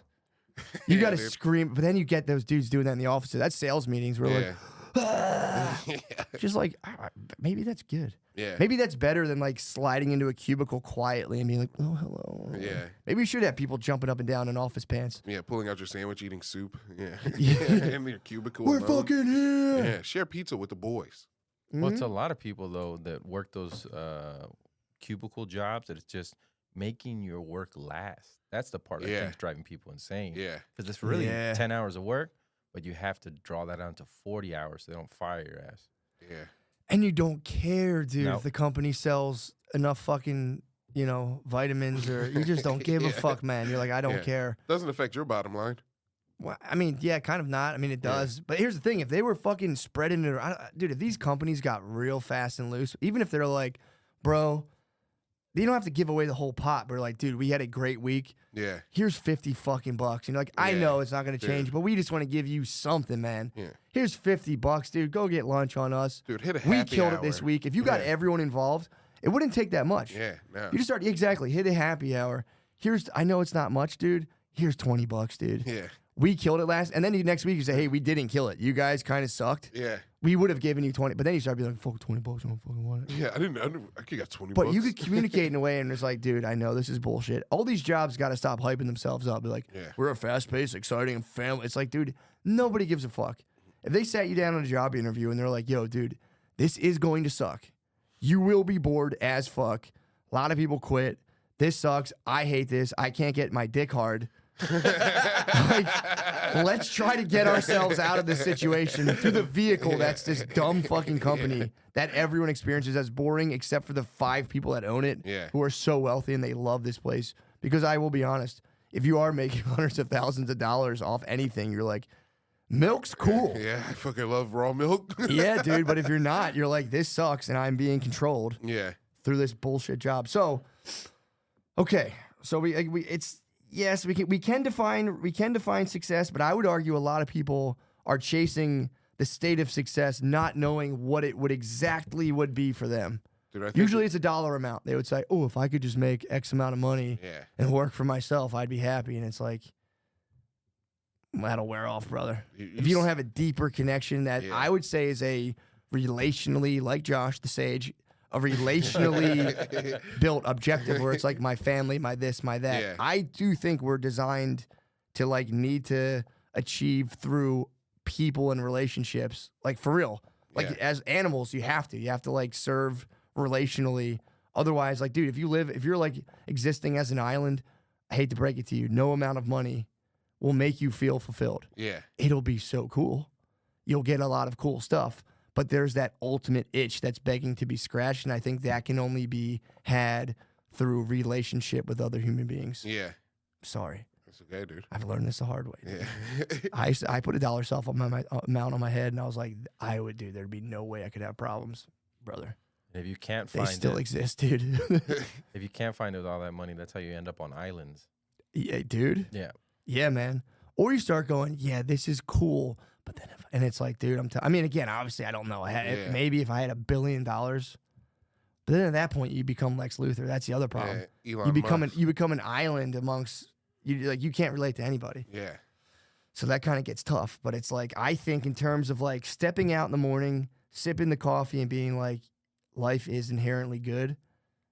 It's like, dude, this is what this book is trying to scratch, and they're trying to target. And again, this guy's an academic, so academics are in a very competitive kind of world where it's like produce or die, produce or you don't get the tenure. And then, dude, if you're an academic for a long time, you can't work anywhere else. It's like being a comic. Really? Oh my God, if you're an academic, you can't just go like from being like, he's got a bright new take on evolutionary fucking blah, blah, blah. You can't sit in an office, dude. In your head, you're about to like Descartes out and change the game of human knowledge, dude. Yeah. That's a fucking, that's what this guy was chasing. A lot of academics are chasing that. Yeah. I'm going to revolutionize our understanding of our mind. Yeah. Freud, Jung, me. Yeah, Decker. So maybe I'm overestimating what percentage of the population suffers from delusions of grandeur. I've suffered with them my whole life. So I don't know. Maybe I'm just wrong. never thought I could be anything. Inferiority complex. Yeah. So you were just like, nope at all? I was just like, all right, whatever happens. Does that not hurt your feelings when you think about that? Or you're just kind of like... No, because when I need to, I can take control, But like most of the time, I'll just let it happen. True. Yeah. Okay. As long as it's not like hurtful to me. What's hurtful? Like I don't know. Boo! Stop. We reject you in mass. No, come on. Yeah. Josh, does this make any sense? Is this? Yeah, dude. I'm just like fully tapped into my own stuff and I'm projecting it onto humanity. Dude, I think I'm caught into the specter of fulfillment. Like I'm still at that phase. Okay. Yeah. I think it depends on your family. Like true. Older brother, father. Having kids, true. Sorry, go ahead, Josh. I didn't want to cut you off. Well, no, because I remember being asked at a dinner table with my mom and my little brother and my dad, what do you want to do? And my brother said, I want to be president. And my dad was like, you can do that. And he's like, what do you want, Josh? I was like, I want to be read about 1,000 years from now. And he started laughing. He's like, who the fuck do you think you are? Damn. Wait, what'd you say? I want to be read about 1,000 years from now. You want to basically, you want to predict 1,000 years from now? Or you want to be... Like, people are reading about me, whatever that story is. Read about. I thought you said you want to be right about. I was like, read about 1,000 years from now. Fuck yeah, Which is a weird thing for a 12-year-old to say, but that's the fucking. This is what Ernest Becker's talking about. Yeah. That's the book. That's escaping your finite existence through a hero system where you could then, because we're all biological organisms, and we're having this weird experience that we somehow have like obtained out of nature, a self-reflective consciousness where we can look in at ourselves and be like, I'm a thing, and like actively appraise ourselves as compared to other animal entities and personalities and human beings. And that is a double burden on the nervous system. Because before, we would just all get in a room and we'd all just be like, and we would just look at each other and like maybe fucking mosh a little bit. And then that was it. Now we have to fucking do that psychically through like, what's going on? Who's got what? And then you can go, I don't even care about that stuff. And that's just a whole different trip you're on. Yeah. Things in word chess. He was saying in this inescapable, symbolic fucking interchange we're doing, the hero system is we're all scrambling towards heroic status. So I've taken, and I took this kind of, I thought there was a more, let me breathe for a second, dude. I drank too much coffee. Success is an easier idea because it's like, obviously people don't, if you like put someone in a room, sat them down, do you want to be successful or not successful? They're going to go, I'll take the successful, please. Dude, yeah. I'll take success in all of the stuff that comes with it. So, but it's not easily defined. It's like, it's a hazy concept. Again, if we're just, a lot of these guys are like, once we get people thinking rationally in science, it's like, dude, we're not scientifically thinking. We're not rational creatures. Yeah. If we were rational creatures, we could say, hey, this is how you get happiness. Step 1, 2, 3, 4, 5. Go get it. It's like it's not that simple because we are at our core a wildly irrational creature, just bucking in this world. Like, what the fuck's happening? Yeah, ramming so heads. you would think success is more of a feeling. The idea of success is more of a feeling than it is an attainable, easily definable state. Success is more of a release from inherent loserdom and inherent failure. That's what I think it is. I think it's a mental game. I mean, there's a reality to it where you can be like, okay, for sure, commercially, all that stuff. But then there's like you, the relational unit that needs to like engage with other human beings. Because you can be, Will Smith is the biggest example. Total success. No one could tell him he's not a success. Yeah. He's hit all of these, blockbuster goals, fame. Sure, he's got some motherfucking pussy, dude. Yeah. Or whatever else at those motherfucking Diddy parties, dude. He fucking was at full. Diddy parties. he hit a point, dude, where his cum was like, yes, please, on tap. That's the whole name of the game. You want to hit a point as an organism where like your cum's on tap and most of the people, the babes, are going, yes, please, yes, please release that tap. That's pretty reasonable. But in order to do that, he had to like run with his shirt off in Bad Boy 2. We were trying to get to that status. That's what he's saying as an animal, where we have to transcend into heroic status, where then our cum is on tap now. Yeah. But as a Will Smith, he's successful, but do you think that guy's living a fulfilled, happy life right now? I don't know. Could you shake that off if the entire country was like, you're a cuck, you've lost your mind, you've ruined your family. And your wife's ugly now. I know, dude. That's what I'm saying. So my whole point, I'm for real. I'm not being like a hater, being like, fuck that. I'm saying this idea of success, we've commercialized it so hard in the West. There is a relational kind of spiritual component to like reaching a point where you're waking up every day and being like, oh, hell yeah. Yeah. Oh, hell yeah. That's why like old men love watching Yellowstone and shit. Because like they're like, oh shit, yeah, I'm supposed to be like looking at mountains and being like, yep, this sure is nice. Eating beans. Yep, this sure is nice. This sunset sure is purty. All right, that's enough girl shit for me now. Like dudes need a different, like there's more to it. Like we've been sold the idea that like, if you work in a factory and become the boss, you're now going to be fulfilled as a human being. And I think people are realizing like that's not the truth. Yeah. Is this a human thing or is this an American thing? Because do Russian people think like this, or China or Europe? This could be just a disease of affluence. It really could, dude. I don't know. I mean, as a Chinese guy, if you bring glory to the party, you might be enough for you. But then those guys all start fighting each other. All those elite, like high-ranking government officials, they start fucking fighting each other. Then you get, I mean, if you've been starving forever, you can probably appreciate the shit more. But eventually, your kids will be accustomed to whatever is, and then they'll start fucking being like, I need more. I didn't get that release. If you got the release from poverty, you can go, yes, this rules. If you don't get that release, you go, well, being upper middle class is bullshit. I need Paris Hilton level shit. Yeah.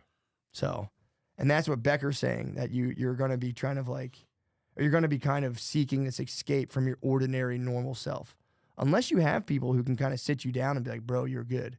Because none of us got that message. Yeah. At least from like popular culture and society, it's like, I think most people get the message like, dude, you as you exist, oh my God, bro. Yeah. Oh my God, dude. Your clothes suck. This sucks. You need so much more stuff.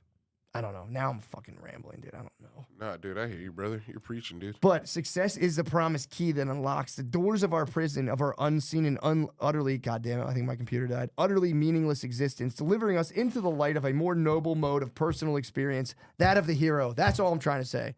That was long-winded. In our darkest heart of our hearts, dude, we fucking crave this mythically elevated status that will then vanquish our innate, and the author's saying, repressed fear of death and annihilation. Our loserdom. Our loserdom. Yeah. Our, like, when you think about dying and being like, wait, so everything I do is just going to get washed. Yeah. And I'm just going to get erased into the cosmos. That bothers people. Unless you can say, I did something so sick, they'll be like, yo, like, tell my tale. Yeah, tell my story. Tell my fucking story, dude. This guy said he was gay on the internet a bunch, and everyone was like, that's awesome. So, the question, and this is all from Ernest Becker. I'm not trying to push stuff on people. Yeah. I think he's got somewhat of a point, but I don't know. The question then becomes, at what cost to themselves or others will one go to purchase their own heroic status? Will nations continue grinding their citizens into a pulp through warfare and other activities to ensure their own heroic status? Or, and this is what the author is pushing for, will there be an awakening of some sort, one where and I'm quoting him, the disillusioned hero rejects the standard heroics of mass culture and in favor of cosmic heroism, in which there is real joy in discovering new possibilities of choice and action and new forms of courage and endurance, living with a voluntary consciousness of death and living with a voluntary consciousness of death, the heroic individual can choose to despair, to make a Kierkegaardian leap and trust in the sacrosanct vitality of the cosmos, in the unknown God of life whose mysterious powers is expressed in the overwhelming drama of cosmic evolution. Lemaire, God damn it. Dude, who's Kierkegaard? He's this guy. He's a thinker guy. So the author's saying if people ditch, I fucking butchered that. The quote is sick. If you ditch, you're like, yeah, I am going to die one day. Oh, well, I'm tapping into more or less being like, I'm part of this weird cosmic process that's building me up and just breaking me down. Yeah. I'm going to completely go and flow with that instead of trying to like get into the hero system. Not even get into it and be great, get into it at the expense of people around me. Yeah. Dude, how realistic is that? I don't know.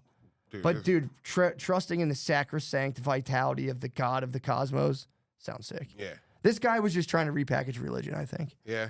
You think? Yeah, I think so. Sounds like what I'm shaking right now. I've had too much coffee. And I'm like, people hate this shit. it's the That's just a fucking forward, by the way. Yeah. Goddamn. the hero's journey now is the exception because Yes. there will be not a mass awakening, there will be an awakening, but it's only like a small percentage of people, and the other people are still struggling with the everyday, so they can't even think about becoming awake because of everything else that's being piled on top of them. True that. Well, that's They're fighting to be comfortable. dude.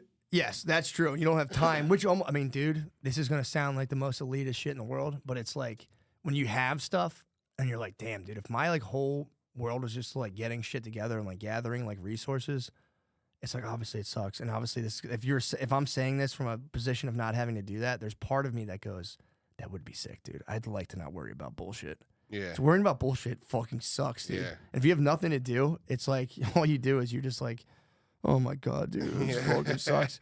There was that one philosopher that said like human beings, it's either you're struggling to like, either you're just struggling at different levels. You're either like struggling in nature to like escape it, or you're like out of nature but kind of poor, where you're like gathering stuff, you're dealing with famine. Yeah. That kind of sucks, but you are like, at least you're not being chased by tigers. Yeah. Or you escape that, and then the terrible hawk of boredom circles you once you get out of that, which is, you know, you're just going to fucking torture yourself. Yeah. Exactly. But my whole point this is why I'm saying, this is why this stuff draws me into it at all. What I really, and I would say this might be one of the main fascinations of my life. I intuit, again, this could be my own projection, I intuit that a huge, huge swath of the population is kind of like, what the fuck? What the fuck's going on? Yeah. And that then they kind of will like take that onto themselves. That'll end up in like a negative self-reflection of like, dude, I suck. I'm fucking, like when people say like, I'm fucking nobody, I'm nothing. I don't know where that came from to be like, I'm fucking nothing, I'm nobody. The human being as he exists now in America and any kind of thing is inherently nothing unless they do X, Y, and Z. That's the thing that I'd really love, obviously to give to myself and others, is to like, for people to get pumped on themselves as they are, just as you stand. Yeah. Like I'm at a place, I'm at Pet Boys, changing oil. Oil's cool. It's underneath the earth. I get to swap it. Just some fucking mental shift that's not like I'm nothing. Because that's only getting more like with social media and everything. My sense of it is like that inherent worthlessness is just expanding exponentially. Mm-hmm. Where it's like now there's cool people on the internet, dude. I'm not on the internet. Blah blah blah. I don't know. I could just all be making this up in my head. But I that's my one thing that I'd love to get people out of. Where it's like you're just like, again, living in your world and being like, the world's crazy. This is nuts. Sounds like life FOMO, you know? Yeah, exactly. I've done it my whole life where I just walk around like, dude, once I do this, then I'll be like a legit human, worthy person, worthy of other human relationship. I'll be worthy of love.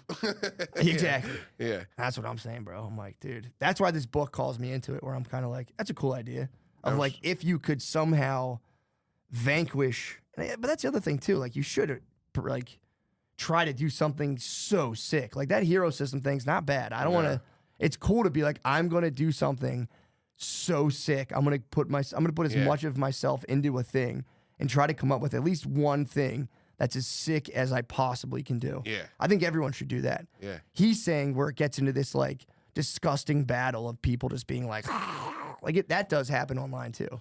Where now it's just all these millionaires fucking being like, he's a fucking piece of shit. I'm the best guy. And it's just like, what the fuck, man? And those dudes, I guarantee, dude, when Steve Harvey was sitting there and Cat fucked him up, his blood ran cold, dude. He's in like a fucking million. What the hell? This is my whole point. You get into a million acre mansion, you're chilling, and then some dude just airs you out on Club Shay Shay. Now you're dying. What part of you is dying in that? Where it's like you are good as far as good can be. Yeah. But then people are putting smut on your name, dude. And I guarantee I'd be. Me personally, my blood would run cold in my body and I'd be fucking miserable. Yeah. And how do we zero in on that little part of our humanity and like make that bulletproof against the bullshit? You have to go on the emotional carnivore diet, dude. That's all I'm trying to say. True. Or go opposite. You gotta just gorge on human relations. Yeah. Dude, I was a freak for the longest time. I was like, I talk to other people my whole time. I'd be so far in my head where I'd be like, what's going on? And instead, how do you get to the point where you're totally 3D? Yeah. You're just sitting there with another dude and you're like, bro, what's up? I'm not judging you. I'm not trying to put myself above you. It's like, bro, we're spinning on this ball, brother. I think what his point is for people to be like, I don't know what the fuck's going on, man. Yeah. Dude, I don't know what we're doing. You're talking from the tip, dude. Tip True. of your nose. Tip of my fucking nose. I think you're right about the FOMO, though. It's a world living in FOMO, because I don't know if this is true, but I saw this YouTube short saying that anxiety and gratitude cannot exist at the same time. Dude, I just heard that today, dude. Now we're hitting fucking... I just heard that today. I heard gratitude and mental illness can't exist. If you're happy, exactly. Yeah, because it comes from the same part of the brain. So I don't know, dude. I've seen some pretty happy mentally ill guys. True that. But they're probably being grateful. And then also mental illness is a societal construct. That obviously brings up some good points, because there are dudes that need an eye on them. Yeah. But dude, you're totally right, man. Well, that's what because I was having a conversation with my wife about this, and she was telling me how she's, gets depressed. And I was like, what are you anxious about? And she's telling me, I was like, anytime you feel anxious, what you got to do is practice for 15 minutes what you feel grateful for in that moment. Brother. And then it'll go away. Also, I think it's postpartum, but I'm trying to help with Oh, yeah, you're going, oh, my God. Yeah, because she had a C-section, like you said. So she had to encapsulate her placenta, and now she's taking pills of her placenta so she doesn't go all nuts. Dude, exactly. That's good. I'm glad she's chomping the placenta, because that's another thing. So look, you're doing this thing like, dude, we have a C-section. You're fucking Moses against, like, I mean, you're talking about, and I'm not being a jerk, but like, dude, you're for real Moses against like all the legions of girl brain. Because it's like it fucks them up on another level. And you have to be like trying to manage your own life and all of your own bullshit that's like trying to bring you down. And then you're just kind of like in this impossible situation where you're like, it's so sad. Let my like, people go. You are, dude. Please. And that's the thing. Everyone's so I'm the guilty of this. Everyone's so siloed in their own life that they're like, meanwhile, it's like I did the same thing. You're going through this by yourself, and you're fucking, maybe like your family's better communicators. My family doesn't really talk about much. So you just face this head on. And dude, you're dealing with like an existential just meltdown at your house, and you have to go outside and be like, oh yeah, I'm good. Everything's fine. Where you should have 10 people calling you and be like, bro, what the fuck's going on? Minute by minute, like, are you good, dude? And we don't do that at all. We could get so much more quasi-organized where it's just kind of like, the boredom you're confronting and the despair of kind of like, oh man, my fucking TikTok sucks. You could for real gain some sort of integrated broship where it could be like constant check-ins, like tango. Like, dude, moms at home have babies. Maybe their mom calls them. Maybe their aunt. For the most part, dude, they're left to their own devices during just like, I can't fathom it. Yeah. And like maybe a couple people call them, but it's like that should be like medical attention level of people like every fucking day of like, we're gonna chill for 4 hours. We're gonna check What's her up? out. Yeah. I'm gonna talk to you because they get trapped in their heads and it's just like poor guys like us and Josh got to go home, dude. It's like we just get crushed. Yeah. We don't have the tools. Yeah. We're like, I don't fucking know, man. Well, I'm lucky. When I get home, my son already got the brunt of it, so I Nice. just get the.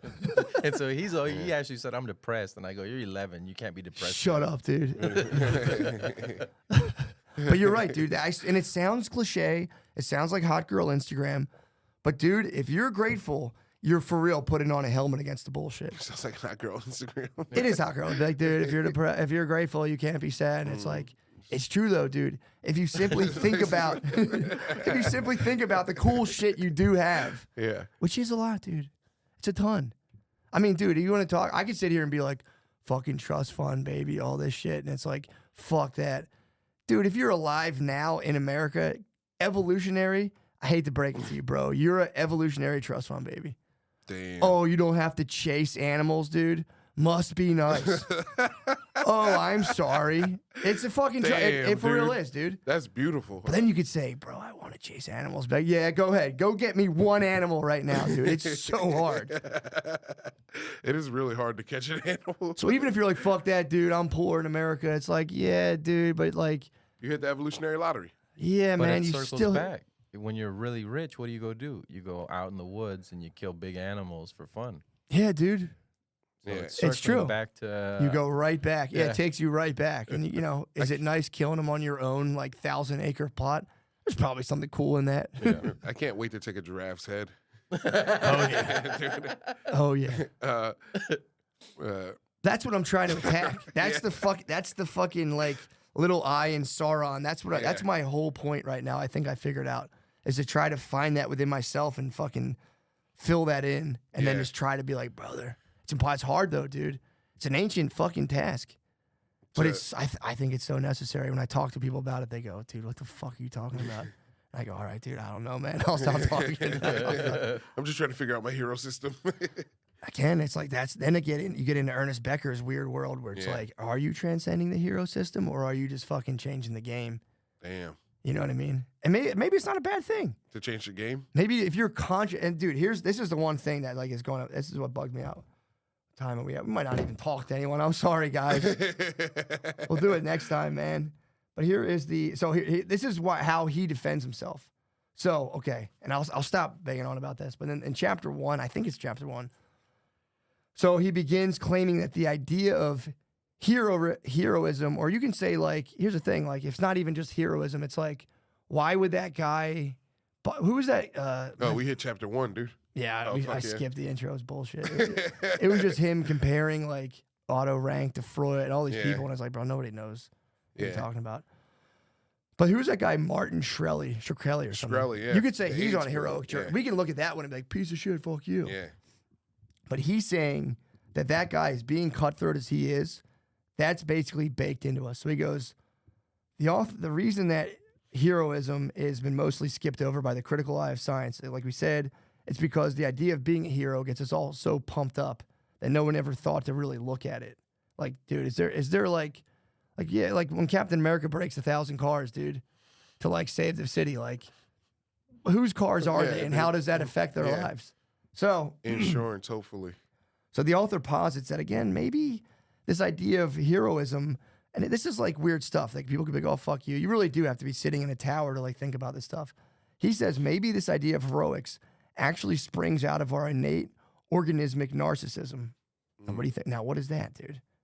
What is that? He's like the fact that all of us instinctively put our own survival above all else. Or as Aristotle put it, luck is when the guy next to you is hit by an arrow. Oh, my God. Oh, my God. Is this dumb? No, dude, this is ripping. I'm gripping. This is gripping. Which isn't a slam. Again, it's not saying your drive to being great. All he's saying is like, maybe that's more of a natural extension of the fact that as human beings, like we talked about this earlier, you have to, if you're to feel that you're second best, threatens you on some weird subconscious level that then triggers you into kind of like action and blah, blah, blah. Meaning that like literally the cells in our physical body have been created and put into a landscape where they have to kill anything that threatens them or else they perish. Yeah. And he's arguing that, like, when he says innate organismic narcissism, like, we obviously are programmed to want to not die, you know, and he goes, that feeling of not wanting to die then gets spread into the symbolic landscape that we inhabit in a civilized society as, like, looking at our neighbor and being like, fuck, his car's better than mine. And for a lot of people, that triggers a thing that's almost like death on the organismic level. I've lost my voice. I've given my all. I've lost my voice. God damn it, dude. Dude, support, bro. I've lost my voice. So he's saying your body, the physical organism you've evolved from, has literally shredded all of its opponents, going back into, like, times we can't even fucking think about. As like cellular, even just being, we were cellular creatures. Yeah. Just last bite of fucking, like, primordial ooze. You see the next cell next to you and you're like, fuck off. And that perished and that got to reproduce. Yeah. Damn, dude. And he's saying that ruthless action on some level might be the thing driving our greatness. Yeah. And he's basically like, we should learn how to check the evil side of our own drive in relation to all of our brothers and sisters, dude. That's all he's saying. But he couldn't come out and say, he had to, like, sound scientific about it. So he wrote this whole book, and dude, I'm going to be honest, man. He talks about a lot of stuff that I'm like, what's this got to do with this? Yeah. All right, sorry. That's the preface and the introduction. Dude, I kind of like, I don't know. I like it. I do hate the books when they get, like, too sciencey, but I could read this book, like, for a chapter or two. I'll try to get into, like, later on, he gets into, like, Freudian stuff. And, like, as a child, every time you take a dump, you're confronting your death. Like, each dump is a mini death where you're like, what is that? But no, dude. But the corpse of my food. Dude, each dump is a mini birth. I think it's rebirth. Yeah. That's what I was saying earlier. that earlier. Yeah. It's bro, a that's what rebirth, I think you're right. Yeah.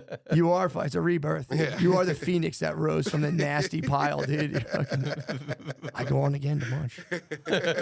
Yeah, I mean, this is hard and dense stuff, and I don't want to come off as, like, overly preachy, but it is a cool idea where it's like, how can I somehow flip the script on this innate striving in myself that isn't like some hater shit where I'm like, yo, fuck that, it's all bullshit. It's like, no, you should honor the fucking call of the wildness, dude, to go as high as you can, but also at the same time, also not be a psycho about it and spread it into other dimensions that are mutually beneficial. Yeah. Dude, that's what Ernest Becker, I think, is looking for. It was like Cole on MSSP the other day. He was like, he said, yeah, I like to be, I just had to teach my kid how to be nice off the field and be an asshole on the field. Exactly. Yeah. Like, control your shit. But that's the thing. You have to get somebody else to check your evil. Yeah. Because once you're in that mode of conquer, there's no way in your head other than somebody else, an external force that's going to check you. Yeah. And you know, the fuck around and find out. Yeah. Yeah, you have to find out eventually. Yeah. And that's how you check the evil. But when the motherfuckers don't find out, that's how evil gets out of control. Yeah. Dude, yeah, man. Dude, and also, like, you get these, like, evangelical preacher types, weird priests who are, like, they're the ones scratching this itch. Like, how do you kind of, you bring someone into a place and you're like, make them feel okay on some weird, irrational level. Like, that's what religions do. Yeah. But those things have kind of fallen by the wayside. But it's like, that's how you get these preacher men who, like, go nuts and they're doing good and they're like, I'm the man. Then all of a sudden, it's like they're just fucking blowing little boys and smoking meth because, like, there's no one there to be like, what are you up to? She's like, oh, I have to be perfect. Yeah. Like, if, dude, imagine if you were a Catholic mass and the priest came out and he was just like, I looked at porn 4 times, guys. Everyone falls. They were like, dude, all right, we got you, though. I don't even know what I'm talking about, but you know what I'm saying, dude. I It's hear like, you. the itch that religion used to scratch has fucking, for the most part, crumbled into death. It's just like, it doesn't exist, or it's like become fundamentalist, which is a whole other fucking psycho thing in itself. Have you seen this? No. He was talking about, this is like the... Did he cut himself? Yeah, he cuts himself. Yo, brother, what you doing? That's Who is this guy? Copeland or what's his name? Is he an internet preacher? No, he has a big congregation. Nah, that's fake blood. Yeah. Yo, dude. Yes, sir. Now his blood is in my body. Yes, sir. It's in there. Oh, he put the his blood juice, the wine on him? With my blood. Shit, bro. Can you see it? He's not bleeding. Western people don't know anything about covenant. You gotta open his Eastern hand. people do. It's true. If he pulled out he didn't cut himself. He wasn't bleeding. It was supposed to be him and the guys that left him. They both cut their hand. Wait, the Blood Brothers? Yeah. See, they both cut their hand on here, and then Oh, I thought that was just wine. no. They're supposed to be cutting their hands together, and then he's just like, Whoa, now my dude. blood and his blood are together. He didn't cut his hand. Yeah, that's a lot of people saying he didn't cut his hand. He didn't cut his hand. There's no blood. But this is in the middle of church. He's like, This motherfucker look like the Green Goblin. yeah. True. That is also his audience are all like type 9 diabetes. They cut themselves like, ah, shit, I can't stop bleeding. I forgot. This was the same guy that needed a $5 billion jet or whatever because he couldn't fly with all the heathens. See, I'm telling you, man, and this guy is an organism that's moving through a symbolic landscape that of like whatever kind of Christianity he's doing, and then it's just like somewhere there's that reptile part of his brain that's just like, you must fly by I think yourself. he's all reptile. He has Vivek's smile. They have the same smile. No, they don't, dude. Don't put that on Vivek. They have the same smile. They do. No way. They have the same smile, dude. I mean, and they call it the guy. Maybe he has a beautiful smile. I mean, dude, and this is a guy just playing out like a natural. Yeah. He's just playing out like some natural animalistic arc of just being like, Yeah. Guys like that is. Yeah, man. But dude, there's people out there that see that and they're just like, yes. There's like a weird irrational part of people's brains that if you hit that right, it's like they're yours. Yeah. And then nobody wants to admit it. Science hits it for a lot of people. Yeah. We will figure out all the secrets of the universe and one day fucking live to be forever years old and peel back the layers of the cosmos and understand everything and become gods of machines. It's like, dude, shut up, dude. Yeah, just die and believe in God. You'll live forever that way, dummy. Yeah, just do the be nice guy. Dude, every single God says you'll live forever once you die. Just fucking believe in one of them. Yeah, I mean, technically you do, though. Yeah. Technically, your physical, wherever your physical, like, ingredients come from, do fade into an eternal thing. Into the cosmos, into the existence. Yeah, so, like, you, the fucking personality of, like, the guy who did X, Y, and Z, yes, that guy perishes, but, like, dude, you also do fade into, you physically fade into eternity. Yeah. But you can't bring your stupid personality there, and that's the journey for most people. You have to, like, dude, you have to at one point be like, this weird conscious entity I've become, try to honor your person, bring yourself through the entire life without completely becoming a negative force. Yeah. And then eventually you disintegrate back into whatever entails being in the universe. There's a chance, dude. There's a fighting chance you disintegrate back into it and like nanoparticles and quarks like play the movie of your life and you're like, yo, that was cool. We were that guy. Dude, or I can't everyone believe I fucking watches did you. that. All the quarks watch you and they're like, dude, what the fuck? And you're like, I'm sorry, dude. I fucking freaked. They can sit there and laugh and watch him. Like, you fucking spaz. You're like, I don't fucking know. Dude, I just didn't know I was going to be myself in that Walmart. I had to. There's a chance. I don't know, dude. Yeah. But Josh, what you're saying is 100% right. If you sit there and you're like, what do I have? Dude, it cannot coexist. When you put on the helmet, dude, and I don't want to be preachy, bro, but I swear everyone needs it. I need it all the time. You put on the helmet, dude, where you're like, what do I have? What's going right for me? Dude, if you're walking around gratefully, people will be pumped on you because you're not going to hit them with like taking some weird invisible piece of them where you hit them like, oh, what the fuck? I was here first. Yeah. I watch that shit happen all the time in airports, dude. I do it. The people, when I'm fucking going through I have whatever it's called, TSA pre-check. Yeah. I see the clear people walking through. Dude, immediately it's the fucking Jews and the Palestinians. Yeah. I'm sitting there being like, who the fuck do these guys? I watch the guys shepherding them. I'm like, oh, it was his turn then. Yeah. You think you're better than us? And it's, God, it's an unfortunate aspect of humanity, dude. Yeah. And then you get thrown into, I always go back to The Office. You get thrown into an office and it's just this nebulous mix of like total boredom, status games. And it's like, oh my God, bro. Yeah. Oh my God, brother. Oh my God, brother. Weird relationships is all. Yeah, an office dude. is a cauldron for hating yourself. Oh, bro, you see the guys with laptops walking around like, we've earned the right to walk around with laptops. You are but a fucking peasant. You're like, fuck my cubicle. I want to walk around with a laptop. One day I'll get a damn laptop. Walk around. That shit fucking works, man. Yeah. It fucking works. Yeah.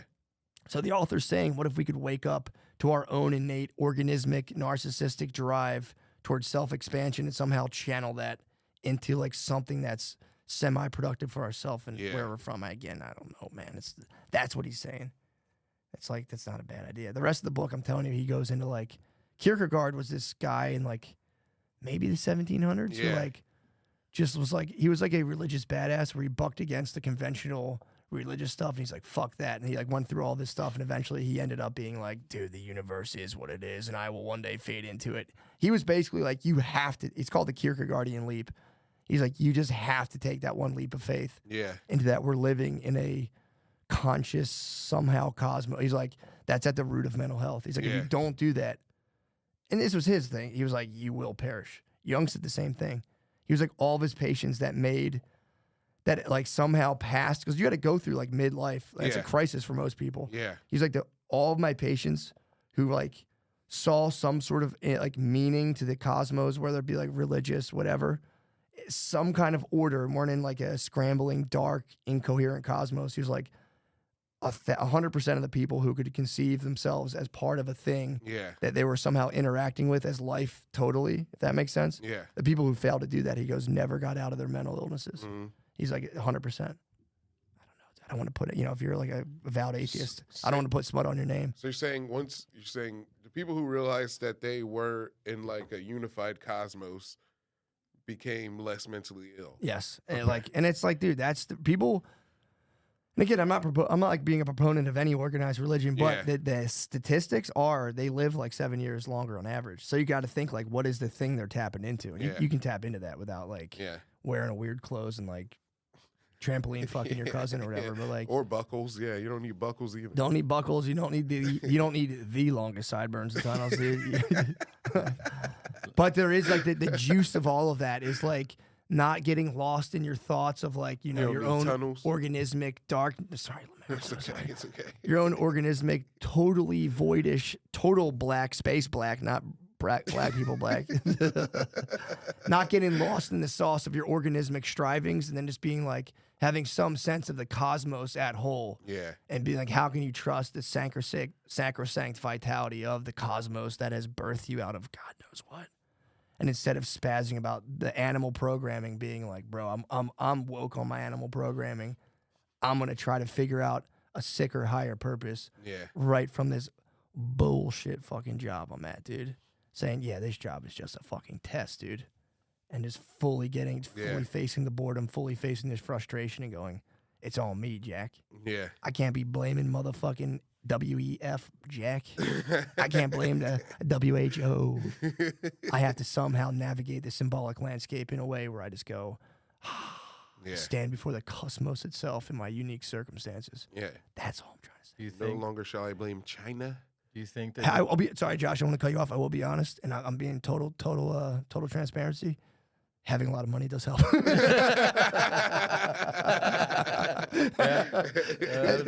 It helps you chill so that you can think about stuff like this. But you can do it. I swear to God, I think you can do it.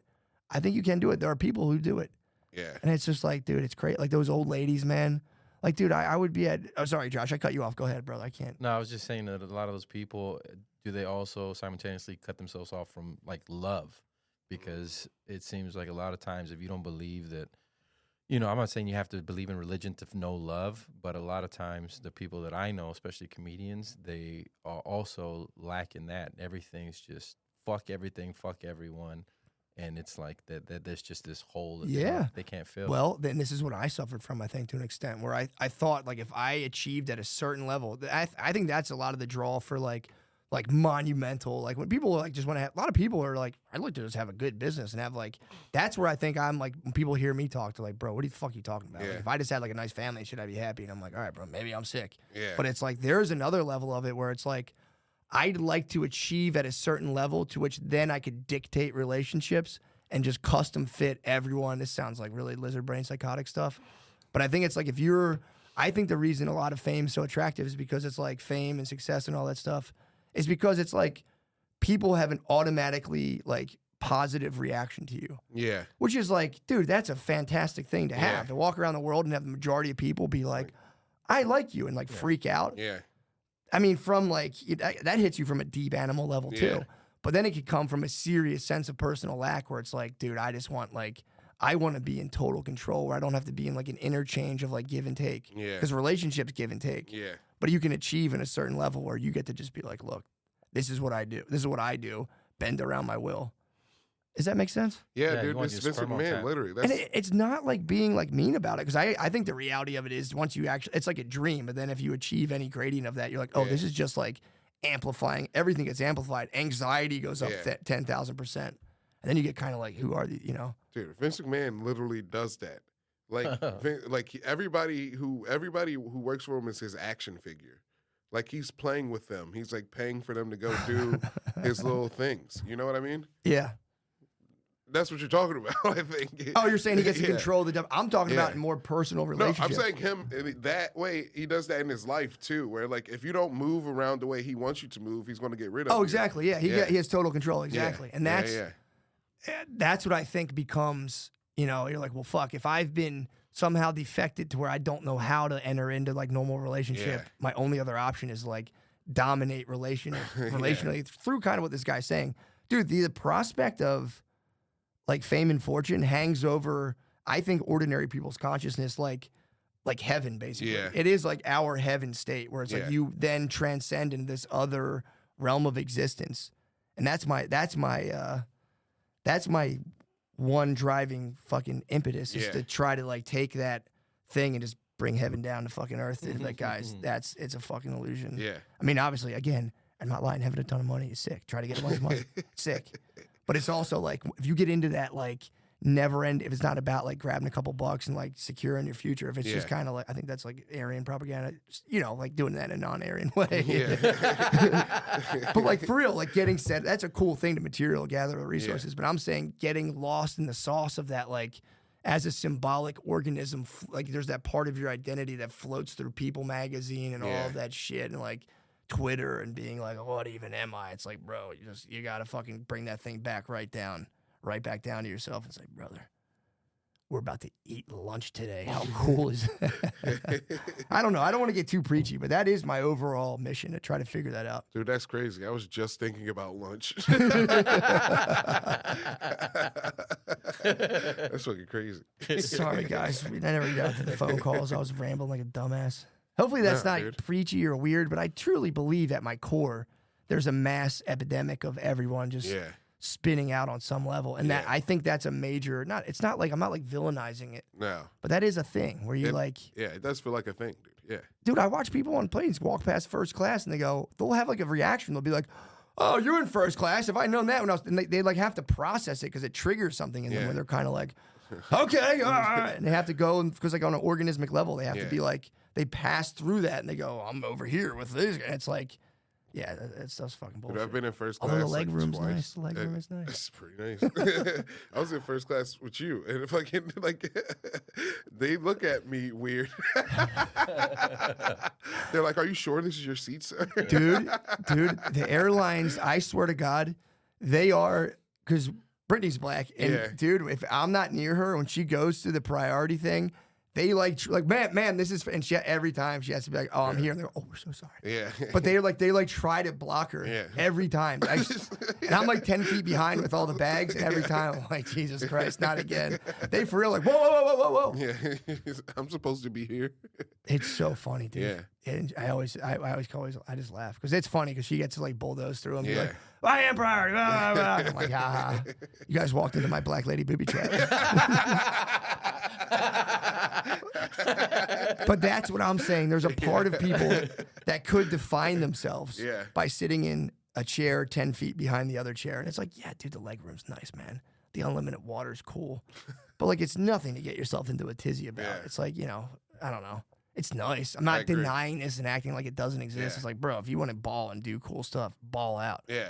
But like, dude, just that like innate pressure that looms over everybody. It's like, but also you have to figure out your own unique existence, dude. And like, you can't be a fucking baby or a bitch about it. That's all I'm saying, bro. It's like, you just can't. You can't.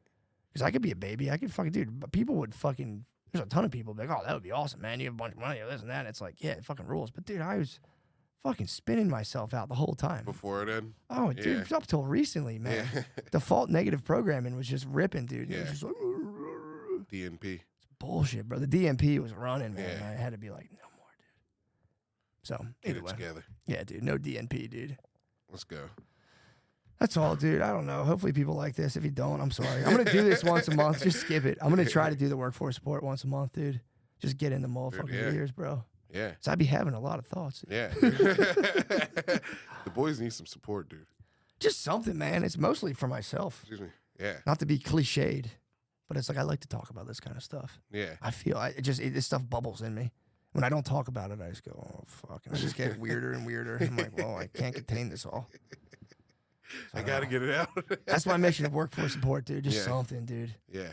Just quell the ache of your just fucking whatever that weird thing is that nags all of us. Even a missed abundance, which again, if you're a missed abundance, you see other people's abundance and you go, I want that kind. And it's like, maybe this is trite and stupid, but I think there's something to be said for it. I think it's good, but I don't know. I'm going off the coffee.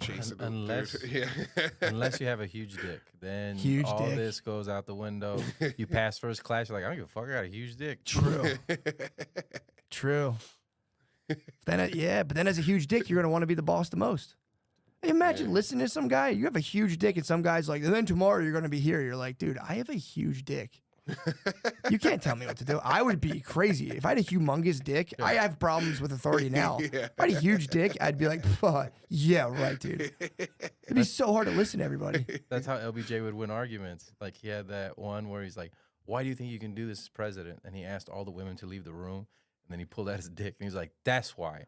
And apparently he had like a huge one. LBJ had a giant dick, and everyone was probably like, you're right, my bad. Go ahead and bomb those people. Do you think we should only have big dick presidents? No, we should have little dick presidents, dude. Little dick presidents? Because big dick presidents won't be as considerate. You need a guy to think about stuff. Oh, yeah, true. Bill Clinton, Bush. I mean, one had a big dick, one probably didn't. One had you know what I mean? Like, I'm trying to figure out which one had a big dick. Bill Clinton. What are you talking about? Bill Clinton. Yeah, Bill Clinton was. Yeah, true. But also, how do you explain it? How does that pertain to big dick energy? Because then he had a crooked Hillary, dude. Yeah. Evil Hillary's like, dude, having Hillary Clinton as a wife is that big dick behavior? I got to be honest, dude. Young Hillary's kind of a bae. Is she a babe? Yeah. Okay, fair enough. Oh, and they should probably talk power too. She'd probably ride out and be like, "Fuck, we'll have all of Arkansas." Well, if she's the ambition, right? Because he has that big dick energy. He doesn't give a shit. True. So she's just pushing him, and he's like, I can just keep fucking all the way through. Perfect. Yeah, true. So she was all the ambition. But it's like, dude, that guy, true. Bush invaded and did 9/11, but dude, what did Slick Dick really do, dude? Apparently, like, he had serious allegations against him. Still to this day. Yeah. To this day. So yeah, that's a good question though. Which one was a better president? I don't know, dude. Then we get Bush, dude, microbird. Probably, I would say regular bird, maybe. I don't know. Oh, Obama. You think he has a hog? Long, skinny John. Yeah, he fucking. I think he's got the probe, dude. That's the weirdest president energy. I don't know, man. Just check your dick. That's all I'm saying. Check your dick, dude. Use it like your horoscope. That's the easiest thing to do. Obama, he has a big dick. Big dick Obama? Yeah. I don't know, man. Maybe he is a skinny guy with a big fat bird. He got the height. He got the skinniness.